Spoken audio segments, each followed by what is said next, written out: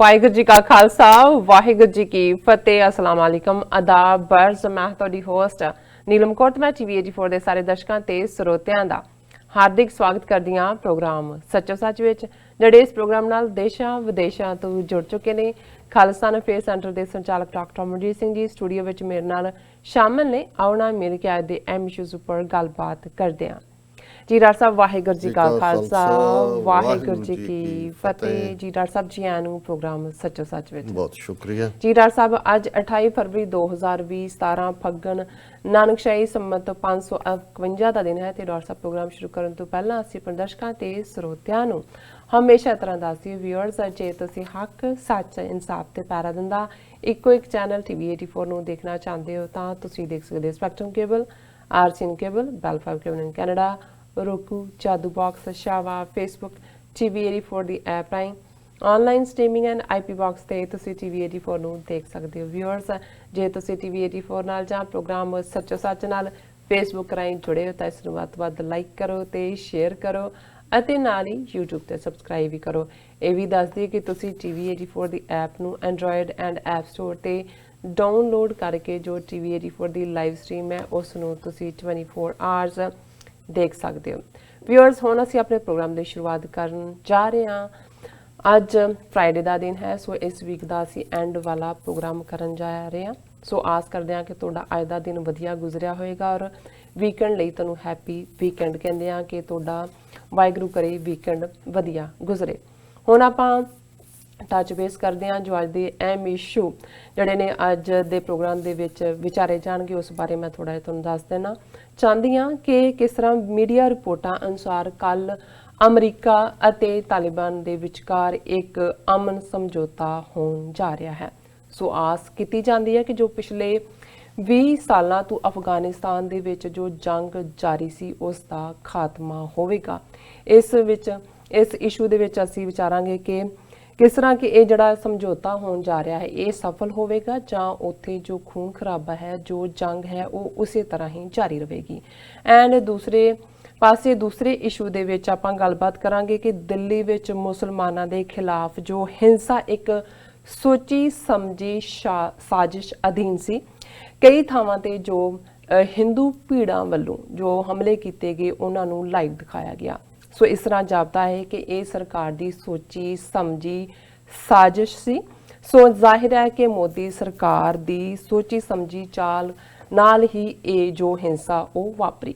ਸੋ ਇਸ ਉੱਪਰ ਆਪਾਂ ਗੱਲਬਾਤ ਕਰਾਂਗੇ। ਐਂਡ ਥਰਡ ਵਾਲੇ ਇਸ਼ੂ ਦੇ ਵਿੱਚ ਹਮੇਸ਼ਾ ਹੀ ਤਰ੍ਹਾਂ ਕਸ਼ਮੀਰ ਮੁੱਦੇ ਦੇ ਉੱਤੇ ਵਿਚਾਰ ਚਰਚਾ ਹੋਏਗੀ। 206 ਦਿਨ ਹੋ ਚੁੱਕੇ ਨੇ ਕਸ਼ਮੀਰ ਨੂੰ ਬੰਦ ਹੋਇਆ। ਸੋ ਇਸ ਉੱਪਰ ਗੱਲਬਾਤ ਕਰਾਂਗੇ ਐਂਡ ਫਿਰ ਆਪਾਂ ਤੁਹਾਡੀਆਂ ਜੋ ਲਿਖਤਾਂ ਨੇ ਉਹ ਵਿਚਾਰਾਂਗੇ। ਦੈਨ ਐਂਡ ਦੇ ਵਿੱਚ ਆਪਾਂ ਜੋ ਗੁਰਬਾਣੀ ਵਿਚਾਰਾਂ ਵੀ ਤੁਹਾਡੇ ਨਾਲ ਸਾਂਝੀਆਂ ਕਰਾਂਗੇ। ਸੋ ਅਸੀਂ ਚਾਹਾਂਗੇ ਕਿ ਤੁਸੀਂ ਸਾਡੇ ਨਾਲ ਇਸੇ ਤਰ੍ਹਾਂ ਹੀ ਬਣੇ ਰਹਿਣਾ। ਦੇਖਣ ਸੁਣਨ ਲਈ ਤੁਹਾਡਾ ਸਭ ਦਾ ਬਹੁਤ ਬਹੁਤ ਸ਼ੁਕਰੀਆ। ਜੀ ਡਾਕਟਰ ਸਾਹਿਬ ਕੀ ਕਹਿਣਾ ਚਾਹੋਗੇ? ਦੇਖੋ ਅੱਜ ਜਿਵੇਂ ਦੁਨੀਆ ਦੇ ਵਿੱਚ ਇੱਕ ਪਾਸੇ ਕਰੋਨਾ ਵਾਇਰਸ ਦਾ ਕਹਿਰ ਜਿਹੜਾ ਹੈ ਉਹ ਹੁਣ ਚੀਨ ਤੱਕ ਮਹਿਦੂਦ ਨਹੀਂ ਹੈ ਜੀ। ਇਸ ਵੇਲੇ 50,000 ਤੋਂ ਜ਼ਿਆਦਾ ਕੇਸ ਸਾਰੇ ਪਾਸੇ ਡਿਟੈਕਟ ਹੋਏ ਨੇ। ਬਿਲਕੁਲ। ਇਟਲੀ ਦੇ ਵਿੱਚ ਵੀ ਬੜੀ ਤੇਜ਼ੀ ਦੇ ਨਾਲ ਇਸ ਦਾ ਪਸਾਰ ਹੋ ਰਿਹਾ ਹੈ। ਈਰਾਨ ਵੀ ਦੀ ਜ਼ਦ ਵਿੱਚ ਆਇਆ ਹੋਇਆ ਹੈ। ਸਾਊਦੀ ਅਰੇਬੀਆ ਨੇ ਵੀ ਜਿਹੜਾ ਫਲਾਈਟਸ ਕੈਂਸਲ ਕੀਤੀਆਂ ਨੇ ਈਰਾਨ ਤੋਂ ਵੀ। ਔਰ ਜਿਹੜੇ ਲੋਕ ਉਮਰਾ ਕਰਨ ਜਾਂਦੇ ਨੇ, ਇੱਕ ਤਾਂ ਐਨੂਅਲ ਪਿਲਗ੍ਰਿਮੇਜ ਹੈ ਜਿਹਨੂੰ ਹੱਜ ਕਹਿੰਦੇ ਨੇ, ਉਮਰਾ ਜਿਹੜਾ ਉਹ ਕਿਸੇ ਵੇਲੇ ਵੀ ਕੋਈ ਮੱਕੇ ਦੀ ਜਿਹੜਾ ਹੈ ਉਹ ਜ਼ਿਆਰਤ ਲਈ ਜਾਂਦਾ ਹੈ ਉਹਨੂੰ ਉਮਰਾ ਕਿਹਾ ਜਾਂਦਾ ਹੈ, ਉਹ ਵੀ ਉਹ ਕੈਂਸਲ ਕਰ ਰਹੇ ਨੇ। ਅਮਰੀਕਾ ਦੇ ਵਿੱਚ ਵੀ ਜਿਹੜਾ ਹੈ ਉਹ 1-2 ਕੇਸ ਡਿਟੈਕਟ ਹੋਏ ਨੇ। ਸੋ ਕੁੱਲ ਮਿਲਾ ਕੇ ਗੱਲ ਸਿਰਫ ਇਹ ਨਹੀਂ ਹੈ ਕਿ ਇੱਕ ਪੈਨਿਕ ਦਾ ਮਾਹੌਲ ਹੈ, ਇਸ ਨੇ ਕਿਵੇਂ ਦੁਨੀਆ ਦੀ ਆਰਥਿਕਤਾ ਤੇ ਅਸਰ ਪਾਇਆ ਉਸ ਨੂੰ ਅਸੀਂ ਦੇਖ ਰਹੇ ਹਾਂ ਕਿ ਅੱਜ ਇੱਕ ਰਿਪੋਰਟ ਸੀ ਜਿਹੜੇ ਫਾਈਨੈਂਸ਼ੀਅਲ ਐਕਸਪਰਟ ਨੇ ਕਿ ਇਹਨਾਂ ਦਿਨਾਂ ਦੇ ਵਿੱਚ ਇੱਕ ਦਿਨ ਦੇ ਵਿੱਚ ਹੀ $5 ਟ੍ਰਿਲੀਅਨ ਜਿਹੜਾ ਹੈ ਉਸ ਦਾ ਲਾਸ ਹੋਇਆ। ਸਟਾਕ ਮਾਰਕੀਟਸ ਕਲੈਪਸ ਹੋ ਰਹੀਆਂ ਨੇ ਅਮਰੀਕਾ ਦੇ ਵਿੱਚ ਵੀ, ਯੂਰਪ 'ਚ ਵੀ। ਔਰ ਇਹਦਾ ਅਸਰ ਭਾਰਤ ਦੀ ਬੰਬੇ ਦੇ ਵਿੱਚ ਜਿਹੜੀ ਇਹਨਾਂ ਦੀ ਦਲਾਲ ਮਾਰਕੀਟ ਹੈ, ਦਲਾਲ ਸਟਰੀਟ, ਉਹਦੇ 'ਚ ਅੱਜ 1400 ਪੁਆਇੰਟ ਜਿਹੜਾ ਹੈ ਉਹਨਾਂ ਦਾ ਸੈਂਸੈਕਸ ਡਿੱਗਿਆ ਥੱਲੇ। ਔਰ ਉਹਨਾਂ ਦੇ ਮੀਡੀਆ ਨੇ ਹੈਡਲਾਈਨ ਇਹ ਦਿੱਤੀ ਹੈ ਬਲੱਡ ਬਾਥ ਇਨ ਦਲਾਲ ਸਟਰੀਟ। ਸੋ ਬੜੀ ਬੁਰੀ ਤਰ੍ਹਾਂ ਇਹ ਕਿੰਨਾ ਕੁ ਇਹ ਸਾਰਿਆਂ ਨੂੰ ਪੂਅਰ ਇਕੋਨਮੀਜ਼ ਜਿਹੜੀਆਂ ਨੇ ਖਾਸ ਤੌਰ ਤੇ ਭਾਰਤ ਵਰਗੀਆਂ, ਕਿਉਂਕਿ ਨਾਲ ਦੀ ਨਾਲ ਉਹਦੀ ਰਿਪੋਰਟ ਇਹ ਆਈ ਹੈ ਕਿ ਜਿਹੜੀ ਉਹਨਾਂ ਦੀ GDP ਗਰੋਥ ਹੈ ਪਿਛਲੇ 7 ਸਾਲ 'ਚ ਸਭ ਤੋਂ ਘੱਟ ਹੈ, 4.7 ਦੇ ਉੱਤੇ ਆ ਗਈ ਹੈ। ਸੋ ਬੜੀ ਤੇਜ਼ੀ ਦੇ ਨਾਲ ਉਹਨਾਂ ਦਾ ਸਟਰਕਚਰ ਕਲੈਪਸ ਹੋ ਰਿਹਾ ਹੈ। ਹਾਲਾਂਕਿ ਜਿਸ ਕਿਸਮ ਦਾ ਉਹਨਾਂ ਨੇ ਖੂਨ ਖਰਾਬਾ ਬਲੱਡ ਸ਼ੈਡ ਦਿੱਲੀ ਦੇ ਵਿੱਚ ਕੀਤਾ ਹੈ, ਇਹ ਨਵੰਬਰ 1984 ਜਾਂ 2002 ਜੋ ਗੁਜਰਾਤ 'ਚ ਹੋਇਆ ਉਸ ਦੀ ਯਾਦ ਦਹਾਨੀ ਕਰਵਾਉਂਦਾ ਹੈ। ਉਸ ਦੀ ਗੱਲ ਵੀ ਅਸੀਂ ਦੂਸਰੇ ਸੈਗਮੈਂਟ ਦੇ ਵਿੱਚ ਕਰਾਂਗੇ। ਸੋ ਇਹ ਇੱਕ ਬੜਾ ਹੀ ਖੌਫਨਾਕ ਮੰਜ਼ਰ ਹੈ ਔਰ ਮੈਂ ਸਮਝਦਾ ਹਾਂ ਵੀ ਚਾਈਨਾ ਨੇ ਜਿਸ ਕਿਸਮ ਦੇ ਧੀਰਜ ਦੇ ਨਾਲ ਇਸ ਸਾਰੇ ਨੂੰ ਡੀਲ ਕੀਤਾ ਹੈ, ਇਹ ਵੀ ਹੈ ਕਿ ਚੀਨ ਦੇ ਵਿੱਚ ਹੁਣ ਕਾਫੀ ਹੱਦ ਤੱਕ ਉਹਨਾਂ ਨੇ ਉਹਨੂੰ ਕੰਟਰੋਲ ਕਰ ਲਿਆ, ਜਿਵੇਂ ਵੂਹਾਨ ਸਿਟੀ ਪਹਿਲਾਂ ਹੀ ਕੱਟ ਆਫ ਕੀਤੀ ਹੋਈ ਸੀ। ਔਰ ਮੈਂ ਸਮਝਦਾ ਹਾਂ ਵੀ ਚੀਨ ਵਾਲੇ ਜਿਵੇਂ ਇੱਕ ਦੋਸਤ ਨੂੰ ਰੈਕਗਨਾਈਜ਼ ਕਰਦੇ ਨੇ। ਹੁਣੇ ਹੀ ਜਦੋਂ ਮੈਂ ਸਟੂਡੀਓ ਦੇ ਵਿੱਚ ਆਇਆ ਤੇ ਸਾਡੇ ਮਿੱਤਰ ਡਾਕਟਰ ਅਰਵਿੰਦਰ ਸਿੰਘ ਜਿਹੜੇ ਅਮਰੀਕਨ ਸਿੱਖ ਫੋਰਮ ਨੂੰ ਵੀ ਹੈਡ ਕਰਦੇ ਨੇ, ਉਹਨਾਂ ਨੇ ਇੱਕ ਮੈਸੇਜ ਜਿਹੜਾ ਚਾਈਨਾ ਦਾ ਮਿਸ਼ਨ ਹੈ ਯੂਨਾਈਟਿਡ ਨੇਸ਼ਨਸ, ਉਹਨਾਂ ਨੂੰ ਲਿਖਿਆ ਸੀ ਇਸ ਦੇ ਉੱਤੇ ਕਿ at this difficult time we Sikhs appreciate the work of frontline healthcare professionals in China. Our prayers with people of China for their well-being and health. God bless you. ਕਿ ਅਸੀਂ ਸਿੱਖ ਕੌਮ ਜਿਹੜੀ ਹੈ ਜਿਵੇਂ ਤੁਹਾਡੇ ਹੈਲਥ ਕੇਅਰ ਪ੍ਰੋਫੈਸ਼ਨਲ ਇਸ ਨੂੰ deal ਕਰ ਰਹੇ ਨੇ ਉਹਦੇ ਨਾਲ ਉਹਨੂੰ ਐਪਰੀਸ਼ੀਏਟ ਕਰਦੇ ਹਾਂ। ਚੀਨ ਦੇ ਲੋਕਾਂ ਦੇ ਨਾਲ ਸਾਡੀਆਂ ਅਰਦਾਸਾਂ ਨੇ, ਦੁਆਵਾਂ ਨੇ ਔਰ ਰੱਬ ਸਭ ਨੂੰ ਜਿਹੜਾ ਹੈ ਆਪਣੀ ਬਖਸ਼ਿਸ਼ ਕਰੇ ਹਰ ਇੱਕ ਦੇ ਉੱਤੇ। ਔਰ ਉਸ ਦਾ ਜਵਾਬ ਉਹਨਾਂ ਨੇ ਥੈਂਕ ਯੂ ਕਰਕੇ ਨਾਲ ਦਿੱਤਾ। ਨਾਲ ਹੀ ਉਹਨਾਂ ਦੇ ਸਪੋਕਸਪਰਸਨ ਨੇ ਲਿਖਿਆ to help China fight against coronavirus, Russia, Pakistan, Belarus, France, Germany, Malaysia and UNICEF and many others are providing assistance and support to China. Thank you all. A friend in need is a friend indeed. So ਜ਼ਾਹਰ ਹੈ ਮੇਰੀ ਨਜ਼ਰ ਪਾਕਿਸਤਾਨ ਵੱਲ ਗਈ, America ਇਹਦੇ ਚੋਂ ਗਾਇਬ ਸੀ, Canada ਗਾਇਬ ਸੀ ਜਿਹੜੀਆਂ ਮੋਸਟ ਐਡਵਾਂਸ ਕੰਟਰੀਜ਼ ਨੇ। ਸੋ ਚਾਈਨਾ ਨੇ ਪਰਸਨਲੀ ਇਹ ਰੈਕਗਨਾਈਜ਼ ਕੀਤਾ ਹੈ ਕਿ Russia, Pakistan, Belarus, France, Germany, Malaysia ਔਰ ਯੂਨੀਸੈਫ, ਯੂਨਾਈਟਿਡ ਨੇਸ਼ਨਸ ਦੀ ਤਾਂ ਪੂਰੀ ਟੀਮ ਔਰ ਉਹਨਾਂ ਦੀ ਲਗਭਗ 1.5 ਘੰਟੇ ਦੀ ਪ੍ਰੈਸ ਕਾਨਫਰੰਸ ਸੀ ਉਹਨਾਂ ਦੀ ਵਰਲਡ ਹੈਲਥ ਆਰਗੇਨਾਈਜੇਸ਼ਨ ਦੀ ਵੀ। ਔਰ ਜਿਹੜੀ ਅਖੀਰ 'ਚ ਗੱਲ ਹੈ ਬੜੀ ਇੰਪੋਰਟੈਂਟ ਹੈ, ਇਹ friend in need is a friend indeed. ਕਿਉਂਕਿ ਪਹਿਲਾਂ ਵੀ ਚਾਈਨਾ ਦੇ ਨਾਲ ਜਿਹੜੀ ਕਮਿਊਨੀਕੇਸ਼ਨ ਅਮਰੀਕਨ ਸਿੱਖ ਫੋਰਮ ਵੱਲੋਂ ਹੁੰਦੀ ਹੈ, ਕਈ ਵਾਰ ਉਹ ਜਸਟ ਸਿੰਪਲ ਜਵਾਬ ਦਿੰਦੇ ਨੇ, ਕਈ ਵਾਰ ਨਹੀਂ ਦਿੰਦੇ, ਪਰ ਇਸ ਵਾਰ ਉਹਨਾਂ ਨੂੰ ਵੀ ਲੱਗਾ ਕਿ ਕੋਈ ਸਾਡੇ ਲਈ ਕਿਸੇ ਨੇ ਦੁਆ ਕੀਤੀ ਹੈ ਔਰ ਸਾਡੇ ਲਈ ਕਿਸੇ ਨੇ ਹਾਂ ਦਾ ਨਾਰਾ ਮਾਰਿਆ। ਸੋ ਮੈਂ ਸਮਝਦਾ ਵੀ ਮੈਂ ਅਮਰੀਕਨ ਸਿੱਖ ਫੋਰਮ ਔਰ ਡਾਕਟਰ ਰਵਿੰਦਰ ਸਿੰਘ ਜਿਨ੍ਹਾਂ ਨੇ ਇਹ ਲੀਡ ਲਈ, ਕਿਉਂਕਿ ਇੱਕ ਕਨਸਟੈਂਟ ਐਫਰਟ ਹੁੰਦਾ ਹੈ ਔਰ ਬਹੁਤ ਵਾਰ ਇਹ friend in need is a friend in deed.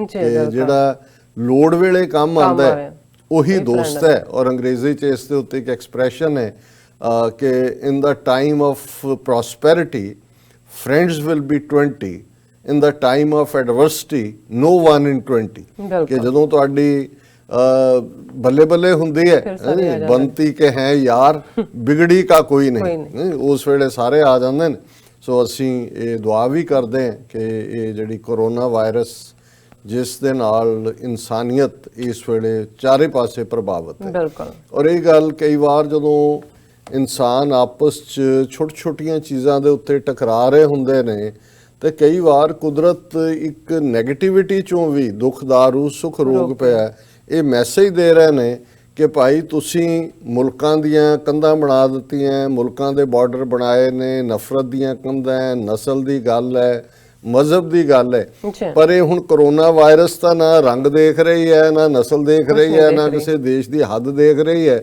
ਸੋ ਇਸ ਸਾਰੇ ਚੋਂ ਕਈ ਵਾਰ ਇਸ ਐਡਵਰਸ ਸਿਚੁਏਸ਼ਨ ਚੋਂ ਵੀ ਜੇ ਇਨਸਾਨਾਂ ਦੇ ਅੰਦਰ ਇਨਸਾਨੀਅਤ ਔਰ ਜਿਵੇਂ 10ਵੇਂ ਪਾਤਸ਼ਾਹ ਨੇ ਫਰਮਾਇਆ ਮਾਨਸ ਕੀ ਜਾਤ ਸਭ ਹੈ ਇੱਕ ਹੈ ਪਹਿਚਾਨ ਬੋ ਕਿ ਕੰਸੀਡਰ ਇਹ ਆਲ ਹਿਊਮਨ ਰੇਸ ਐਜ਼ ਵਨ, ਜੇ ਇਹੀ ਮੈਸੇਜ ਸਾਨੂੰ ਮਿਲ ਜਾਏ ਤਾਂ ਮੈਂ ਸਮਝਦਾ ਹਾਂ ਕਿ ਭਾਈ ਦੁਨੀਆ ਦੇ ਵਿੱਚ ਆਪਸੀ ਭਾਈਚਾਰਾ, ਆਪਸੀ ਕੋਐਗਜ਼ਿਸਟੈਂਸ, ਹਾਰਮਨੀ ਔਰ ਰਿਸੋਰਸਿਸ, ਦੁਨੀਆ ਦੇ ਵਿੱਚ ਇਹ ਨਹੀਂ ਹੈ ਵੀ ਰਿਸੋਰਸਿਸ ਨਹੀਂ ਨੇ, ਉਹ ਤਾਂ ਰੱਬ ਨੇ ਸਾਰੀ ਕਾਇਨਾਤ ਹੀ ਇਨਸਾਨ ਦੇ ਲਈ ਪੈਦਾ ਕੀਤੀ ਆ, ਔਰ ਇਹ ਧਰਤੀ ਦੇ ਉੱਤੇ ਜਿਸ ਨੂੰ ਗੁਰੂ ਸਾਹਿਬ ਨੇ ਫਰਮਾਇਆ ਸੀ ਕਿ ਭਾਈ ਉਹਨੇ ਕੀਤਾ ਪਸਾਓ ਏਕੋ ਕਵਾਇਕ ਵਾਰੀ ਉਹ ਕੂਇਆ, ਇਹ ਸਾਰਾ ਪਸਾਰਾ ਕੀਤਾ ਤੇ ਆਸਣ ਲੋਏ ਲੋਏ ਭੰਡਾਰ ਜੋ ਕਿਛ ਪਾਇਆ ਸੋ ਏਕਾ ਵਾਰ। ਇੰਨਾ ਖਜ਼ਾਨਾ ਉਹਨੇ ਦਿੱਤਾ ਹੋਇਆ ਹੈ ਹਰ ਚੀਜ਼ ਦਾ, ਕਿਸੇ ਚੀਜ਼ ਦੀ ਕਮੀ ਨਹੀਂ ਹੈ, ਪਰ ਸਾਡੀ ਨੀਅਤ ਖੋਟੀ ਹੈ। ਸਾਡੀ ਜਿਹੜਾ ਬਦਨੀਤੀ ਦੀ ਵਜ੍ਹਾ ਕਰਕੇ ਅਸੀਂ ਇੱਕ ਦੂਜੇ ਤੋਂ ਉਹ ਖੋਹਦੇ ਹਾਂ, ਇੱਕ ਦੂਜੇ ਦੇ ਹੱਕ ਮਾਰਦੇ ਹਾਂ, ਇੱਕ ਦੂਜੇ ਨੂੰ ਐਕਸਪਲੋਇਟ ਕਰਦੇ ਹਾਂ। ਜਿਹੜਾ ਮਰਜ਼ੀ ਸਿਸਟਮ ਤੁਸੀਂ ਕ੍ਰੀਏਟ ਕਰ ਲਓ, ਜੇ ਬੇਸਿਕ ਬਦਦਿਆਨਤੀ ਹੈ ਜੀ, ਤੇ ਜਿਵੇਂ ਇੱਕ ਪਪੂਲਰ ਐਕਸਪ੍ਰੈਸ਼ਨ ਹੈ ਅਮਰੀਕਾ 'ਚ, ਯੂ ਕਾਂਟ ਲੈਜਿਸਲੇਟ ਹਿਊਮਨ ਨੇਚਰ। ਤੁਸੀਂ ਕਾਨੂੰਨ ਤਾਂ ਬਣਾਉਂਦੇ ਹੋ, ਪਰ ਇਹ ਜਿਹੜੀ ਇਨਸਾਨੀ ਬਦਨੀਤੀ ਹੈ, ਇਨਸਾਨੀ ਸੁਭਾਅ ਹੈ, ਫਿਤਰਤ ਹੈ, ਇਹਦੇ ਤੇ ਕਿਹੜਾ ਕਾਨੂੰਨ ਬਣਾਓਗੇ? ਇਹਦੇ ਤੇ ਸਿਰਫ ਇਖਲਾਕੀ ਔਰ ਸੈਲਫ ਇੰਪੋਜ਼ਡ ਡਿਸਪਲਿਨ ਹੀ ਆਉਂਦਾ, ਜਿਹੜਾ ਜ਼ਾਹਰ ਹੈ ਮਜ਼ਹਬ ਦਾ ਮਕਸਦ ਜਾਂ ਭਲਾਈ ਜਾਂ ਨੇਕੀ ਦਾ ਮਕਸਦ ਇਹੀ ਹੁੰਦਾ ਹੈ ਕਿ ਸਾਨੂੰ ਇਹ ਸਮਝ ਹੋਏ ਕਿ ਭਾਈ ਇਹ ਇੱਕ ਸਾਡਾ ਸੋਜੋਰਨ ਹੈ ਇਸ ਧਰਤੀ ਦੇ ਉੱਤੇ, ਇੱਕ ਸੀਮਤ ਮਹਿਦੂਦ ਜ਼ਿੰਦਗੀ ਹੈ। ਇਸ ਜ਼ਿੰਦਗੀ ਦੇ ਵਿੱਚ ਖੁਸ਼ੀਆਂ ਵੰਡੋ, ਖੇੜਾ ਦਿਓ, ਕਿਸੇ ਦੇ ਬੁੱਲਾਂ ਤੇ ਮੁਸਕਰਾਹਟ ਲਿਆਓ, ਕਿਸੇ ਦਾ ਜੇ ਭਲਾ ਹੁੰਦਾ ਹੈ ਤੇ ਭਲਾ ਕਰੋ, ਨਹੀਂ ਕਰ ਸਕਦੇ ਤੇ ਘੱਟੋ ਘੱਟ ਨੁਕਸਾਨ ਨਾ ਕਰੋ। ਸੋ ਅਸੀਂ ਜਿਹੜਾ ਇਹ ਅਰਦਾਸ ਕਰਦੇ ਹਾਂ ਕਿ ਤੂੰ ਠਾਕੁਰ ਤੁਮ ਪੈ ਅਰਦਾਸ, ਜੀਓ ਪਿੰਡ ਸਭ ਤੇਰੀ ਰਾਸ, ਤੁਮ ਮਾਤ ਪਿਤਾ ਹਮ ਬਾਰਕ ਤੇਰੇ, ਤੁਮਰੀ ਕਿਰਪਾ ਮੈਂ ਸੁਖ ਕਨੇਰੇ। ਕਿ ਤੂੰ ਹੀ ਮਾਪਿਓ ਹੈ, ਉਹੀ ਰੱਬ ਹੈ, ਔਰ ਰੱਬ ਸਾਰੀ ਕਾਇਨਾਤ ਨੂੰ, ਇਸ ਧਰਤੀ ਨੂੰ, ਧਰਤੀ ਦੀ ਖਲਕਤ ਨੂੰ ਜਿਹੜਾ ਹੈ ਉਹ ਸਕੂਨ ਹੈ ਔਰ ਉਹਨਾਂ ਨੂੰ ਖੁਸ਼ੀਆਂ ਦੇ। ਹੁਣ ਇੱਕ ਪਾਸੇ ਕਿਉਂਕਿ ਇਸ ਵੇਲੇ ਕਰੋਨਾ ਵਾਇਰਸ ਦੀ ਚਰਚਾ ਇੰਨੀ ਚਾਰੇ ਪਾਸੇ ਹੈ ਕਿ ਇੱਕ ਜਿਹੜੀ ਬਹੁਤ ਵੱਡੀ ਗੱਲ, ਜਦੋਂ ਹੁਣ ਅਸੀਂ ਗੱਲ ਕਰ ਰਹੇ ਹਾਂ, ਆਲਰੇਡੀ ਸਵੇਰ ਦੇ ਆਵਰਸ ਹੋਣਗੇ ਦੋਹਾ ਕਤਰ ਦੇ ਵਿੱਚ, ਔਰ ਜਿਹੜੀ ਖੂਨੀ ਜੰਗ 9/11 ਤੋਂ ਸ਼ੁਰੂ ਹੋਈ, ਹਾਲਾਂ ਅਫਗਾਨਿਸਤਾਨ ਇਸ ਲਿਹਾਜ਼ ਨਾਲ ਤਾਂ ਬਦਕਿਸਮਤ ਵੀ ਕਹਿ ਸਕਦਾ ਮੈਂ ਕਿ ਉਹਨਾਂ ਨੇ ਵਿਚਾਰਿਆ ਨਹੀਂ, ਮੈਂ ਕਹਾਂਗਾ ਜਿੰਨੀ ਤਕਲੀਫ ਇਹ ਸਾਰਿਆਂ ਵਰਿਆਂ 'ਚ ਸਹੀ ਹੈ ਕਰ ਲਈ, ਹੁਣ ਨਹੀਂ। 1979 ਦੇ ਵਿੱਚ ਜਦੋਂ ਸੋਵੀਅਤ ਯੂਨੀਅਨ ਨੇ ਅਫਗਾਨਿਸਤਾਨ ਤੇ ਹਮਲਾ ਕੀਤਾ, ਔਰ ਕਿਵੇਂ ਅਫਗਾਨਿਸਤਾਨ ਜਿਹੜਾ ਹੈ ਇੱਕ ਉਹ ਮੁਕਾਮ ਬਣ ਗਿਆ ਜਿੱਥੇ ਕਿ ਦੋ ਸੁਪਰ ਪਾਵਰਸ ਨੇ, ਸੋਵੀਅਤ ਯੂਨੀਅਨ ਔਰ ਅਮਰੀਕਾ ਨੇ ਆਪਣੀ ਪ੍ਰੋਕਸੀ ਵਾਰ ਲੜ। ਸੋਵੀਅਤ ਯੂਨੀਅਨ ਦੀ ਡਾਇਰੈਕਟ ਵਾਰ ਸੀ, ਅਮਰੀਕਾ ਦੀ ਪ੍ਰੋਕਸੀ ਵਾਰ ਸੀ। ਇਹ ਉਹੀ ਪੀਰੀਅਡ ਸੀ ਜਦੋਂ ਕਿ ਅਮਰੀਕਾ ਦੀ CIA ਨੇ ਪਾਕਿਸਤਾਨ ਦੇ ਵਿੱਚ ਜਾ ਕੇ ਆਪਣੇ ਅੱਡੇ ਗੱਡੇ ਔਰ ਕਿਵੇਂ ਦੁਨੀਆ ਭਰ ਦੇ ਵਿੱਚ ਜਿਹਾਦ ਦਾ ਨਾਰਾ, ਮੁਜਾਹਿਦੀਨ, ਇਹ ਸਾਰੇ ਕ੍ਰੀਏਟ ਕਰਕੇ ਜੋ ਵਿਤਨਾਮ ਦੀ ਉਹਨਾਂ ਦੀ ਹਾਰ ਸੀ ਉਹਦਾ ਉਹਨਾਂ ਨੇ ਬਦਲਾ ਵੀ ਲਿਆ। ਐਂਡ ਇਵੈਂਚੁਅਲੀ ਸੋਵੀਅਤ ਯੂਨੀਅਨ 15 ਟੁਕੜਿਆਂ ਦੇ ਵਿੱਚ ਵੰਡਿਆ ਗਿਆ, ਪਰ ਅਫਗਾਨਿਸਤਾਨ ਨੇ ਔਰ ਪਾਕਿਸਤਾਨ ਨੇ ਇਹਦੀ ਸਭ ਤੋਂ ਜ਼ਿਆਦਾ ਕੀਮਤ ਅਦਾ ਕੀਤੀ। ਦਹਿਸ਼ਤਗਰਦੀ ਪਾਕਿਸਤਾਨ ਦੀ ਬਰੂਹਾਂ ਤੇ ਆਈ, 3 ਮਿਲੀਅਨ ਤੋਂ ਜ਼ਿਆਦਾ ਰਿਫਿਊਜੀ ਆ ਕੇ ਪਾਕਿਸਤਾਨ ਦੇ ਵਿੱਚ ਪਨਾਹਗੀਰ ਹੋਏ, ਔਰ ਅਫਗਾਨਾਂ ਨੇ 1 ਮਿਲੀਅਨ ਦੇ ਕਰੀਬ ਅਫਗਾਨ ਮਾਰਿਆ ਗਿਆ, 1 ਮਿਲੀਅਨ ਤੋਂ ਹੀ ਜ਼ਿਆਦਾ ਜਿਹੜੇ ਨੇ ਉਹ ਜ਼ਖਮੀ ਹੋਏ ਔਰ ਸੀਰੀਅਸ ਹਾਲਤ, ਕਿਉਂਕਿ ਜਿਸ ਕਿਸਮ ਦੇ ਉੱਥੇ ਜਿਹੜੇ ਨੇ ਉਹ ਵਰਤੇ ਜਾਂਦੇ ਸੀ ਹਥਿਆਰ, ਉਹਦੇ 'ਚ ਬਹੁਤ ਸਾਰੇ ਜਿਹੜੇ ਜ਼ਮੀਨਦੋਜ਼ ਕੀਤੇ ਜਾਂਦੇ ਸੀ, ਉਹਨਾਂ 'ਚ ਲਾਤੀ ਉੱਡ ਜਾਂਦੀ ਸੀ, ਐਂਪੂਟੇਸ਼ਨਸ ਕਿੰਨੀਆਂ ਹੋਈਆਂ। ਔਰ ਕਿਸ ਹੱਦ ਤੱਕ, ਔਰ ਉਹਨਾਂ ਦੀ ਬਦਕਿਸਮਤੀ ਕਿ ਜਦੋਂ ਇਹਦੇ 'ਚ ਕੋਈ ਸ਼ੱਕ ਨਹੀਂ ਹੈ ਕਿ ਅਫਗਾਨਾਂ ਦੀ ਬਹਾਦਰੀ, ਕਦੇ ਵਿੰਸਟਨ ਚਰਚਲ ਨੇ ਜਿਹਨੇ ਖੁਦ 19th ਸੈਂਚੁਰੀ ਐਂਡ 'ਚ ਉਸ ਖਿੱਤੇ ਦੇ ਵਿੱਚ ਫੌਜੀ ਦੇ ਤੌਰ ਤੇ ਸਰਵ ਕੀਤਾ ਸੀ ਔਰ ਉਹ ਬੜਾ ਸੀਰੀਅਸਲੀ ਜ਼ਖਮੀ ਹੋਇਆ ਸੀ, ਔਰ ਜਿਵੇਂ ਉਹਦੀ ਬਾਇਓਗ੍ਰਾਫੀ 'ਚੋਂ ਹੈ ਕਿ ਉਹਨੂੰ ਇੱਕ ਸਿੱਖ ਸੋਲਜਰ ਨੇ ਆਪਣੇ ਮੋਢੇ ਤੇ ਚੁੱਕ ਕੇ ਜਿਹੜਾ ਸੇਫਟੀ ਦੇ ਵਿੱਚ ਪਹੁੰਚਾਇਆ ਸੀ। ਉਹ ਹਮੇਸ਼ਾ ਸਿੱਖਾਂ ਦਾ ਵੀ ਐਡਮਾਇਰਰ ਰਿਹਾ। ਇਹ ਵੱਖਰੀ ਗੱਲ ਹੈ ਕਿ 47 ਦੇ ਦੌਰ 'ਚ ਚਰਚਲ ਦੀ ਪਾਰਟੀ ਹਾਰ ਚੁੱਕੀ ਸੀ, ਮਿਸਟਰ ਐਟਲੀ ਪ੍ਰਾਈਮ ਮਿਨਿਸਟਰ ਸੀ ਲੇਬਰ ਪਾਰਟੀ ਦਾ, ਔਰ ਚਰਚਲ ਆਪਣੀ ਸੀਟ ਤਾਂ ਜਿੱਤ ਗਿਆ ਸੀ, ਔਰ ਉਹਨੇ ਜਿਹੜਾ ਆਪਣੇ ਹਸਪੀਟਲ ਬੈੱਡ ਤੋਂ ਵੀ ਇਹ ਮੈਸੇਜ ਭੇਜਿਆ ਸੀ ਬਲਦੇਵ ਸਿੰਘ ਨੂੰ, ਜਿਹੜਾ ਅਕਾਲੀ ਨੁਮਾਇੰਦੇ ਦੇ ਤੌਰ ਤੇ ਰਾਊਂਡ ਟੇਬਲ ਕਾਨਫਰੰਸ ਆਇਆ ਸੀ, ਕਿ ਭਾਈ ਉਹਨੂੰ ਕਹੋ ਕਿ ਭਾਈ ਰੁਕ ਜਾਏ। So we want to do something for the Sikhs so that they should be able to walk on the current of history with the feet of their own। ਉਹ ਚਰਚਲ ਇੱਕ ਬੜਾ ਜ਼ਬਰਦਸਤ ਲਿਟਰਰੀ ਫਿਗਰ ਵੀ ਸੀ, ਬਹੁਤ ਘੱਟ ਨੂੰ ਪਤਾ ਹੈ ਵੀ ਲਿਟਰੇਚਰ ਦੇ ਵਿੱਚ ਨੋਬਲ ਪ੍ਰਾਈਜ਼ ਵੀ ਚਰਚਲ ਨੂੰ ਮਿਲਿਆ।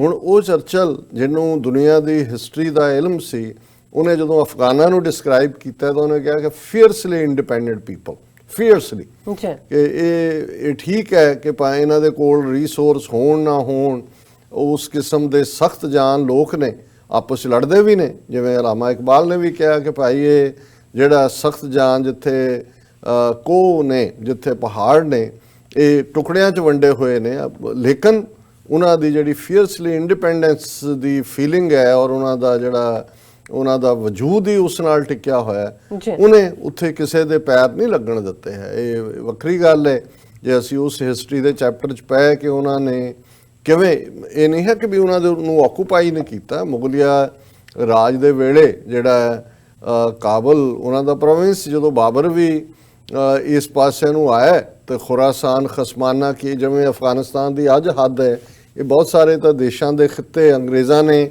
ਜਾਂ ਸੈਕੰਡ ਵਰਲਡ ਵਾਰ ਤੋਂ ਬਾਅਦ ਮਿਡਲ ਈਸਟ ਜਾਂ ਦੂਜੇ 'ਚ ਬਣੇ ਨੇ। ਇਹ ਲੂਜ਼ ਜੇ ਸੀ, ਖੁਰਾਸਾਨ ਦੇ ਥੱਲੇ ਕਾਬਲ ਵੀ ਸੀ, ਜਿਹੜਾ ਈਵਨ ਜਿੱਥੇ ਅਹਿਮਦ ਸ਼ਾਹ ਅਬਦਾਲੀ ਦੀ ਕਬਰ ਹੈ ਉਹਦੇ 'ਚ ਉਹਨੂੰ ਬਾਦਸ਼ਾਹ ਅਫਗਾਨਿਸਤਾਨ ਔਰ ਸ਼ਾਇਦ ਤੁਰਕਮਾਨਿਸਤਾਨ ਜਾਂ ਕੁਛ ਹੋਰ ਵੀ ਜਿਹੜਾ ਸੈਂਟਰਲ ਏਸ਼ੀਆ ਦਾ ਹੀ ਹੈ ਉਹ ਏਰੀਆ ਕਿਹਾ ਹੋਇਆ, ਕਿਉਂਕਿ ਇਹ ਕੰਕਰਿੰਗ ਸਾਰੇ ਪਾਸੇ ਹੁੰਦੀਆਂ ਸੀ। ਇਸੇ ਤਰ੍ਹਾਂ ਇਹ ਰੀਜਨ ਕਦੇ ਇੱਕ ਹਿੱਸੇ 'ਚ ਗਿਆ, ਕਦੇ ਦੂਜੇ 'ਚ ਗਿਆ।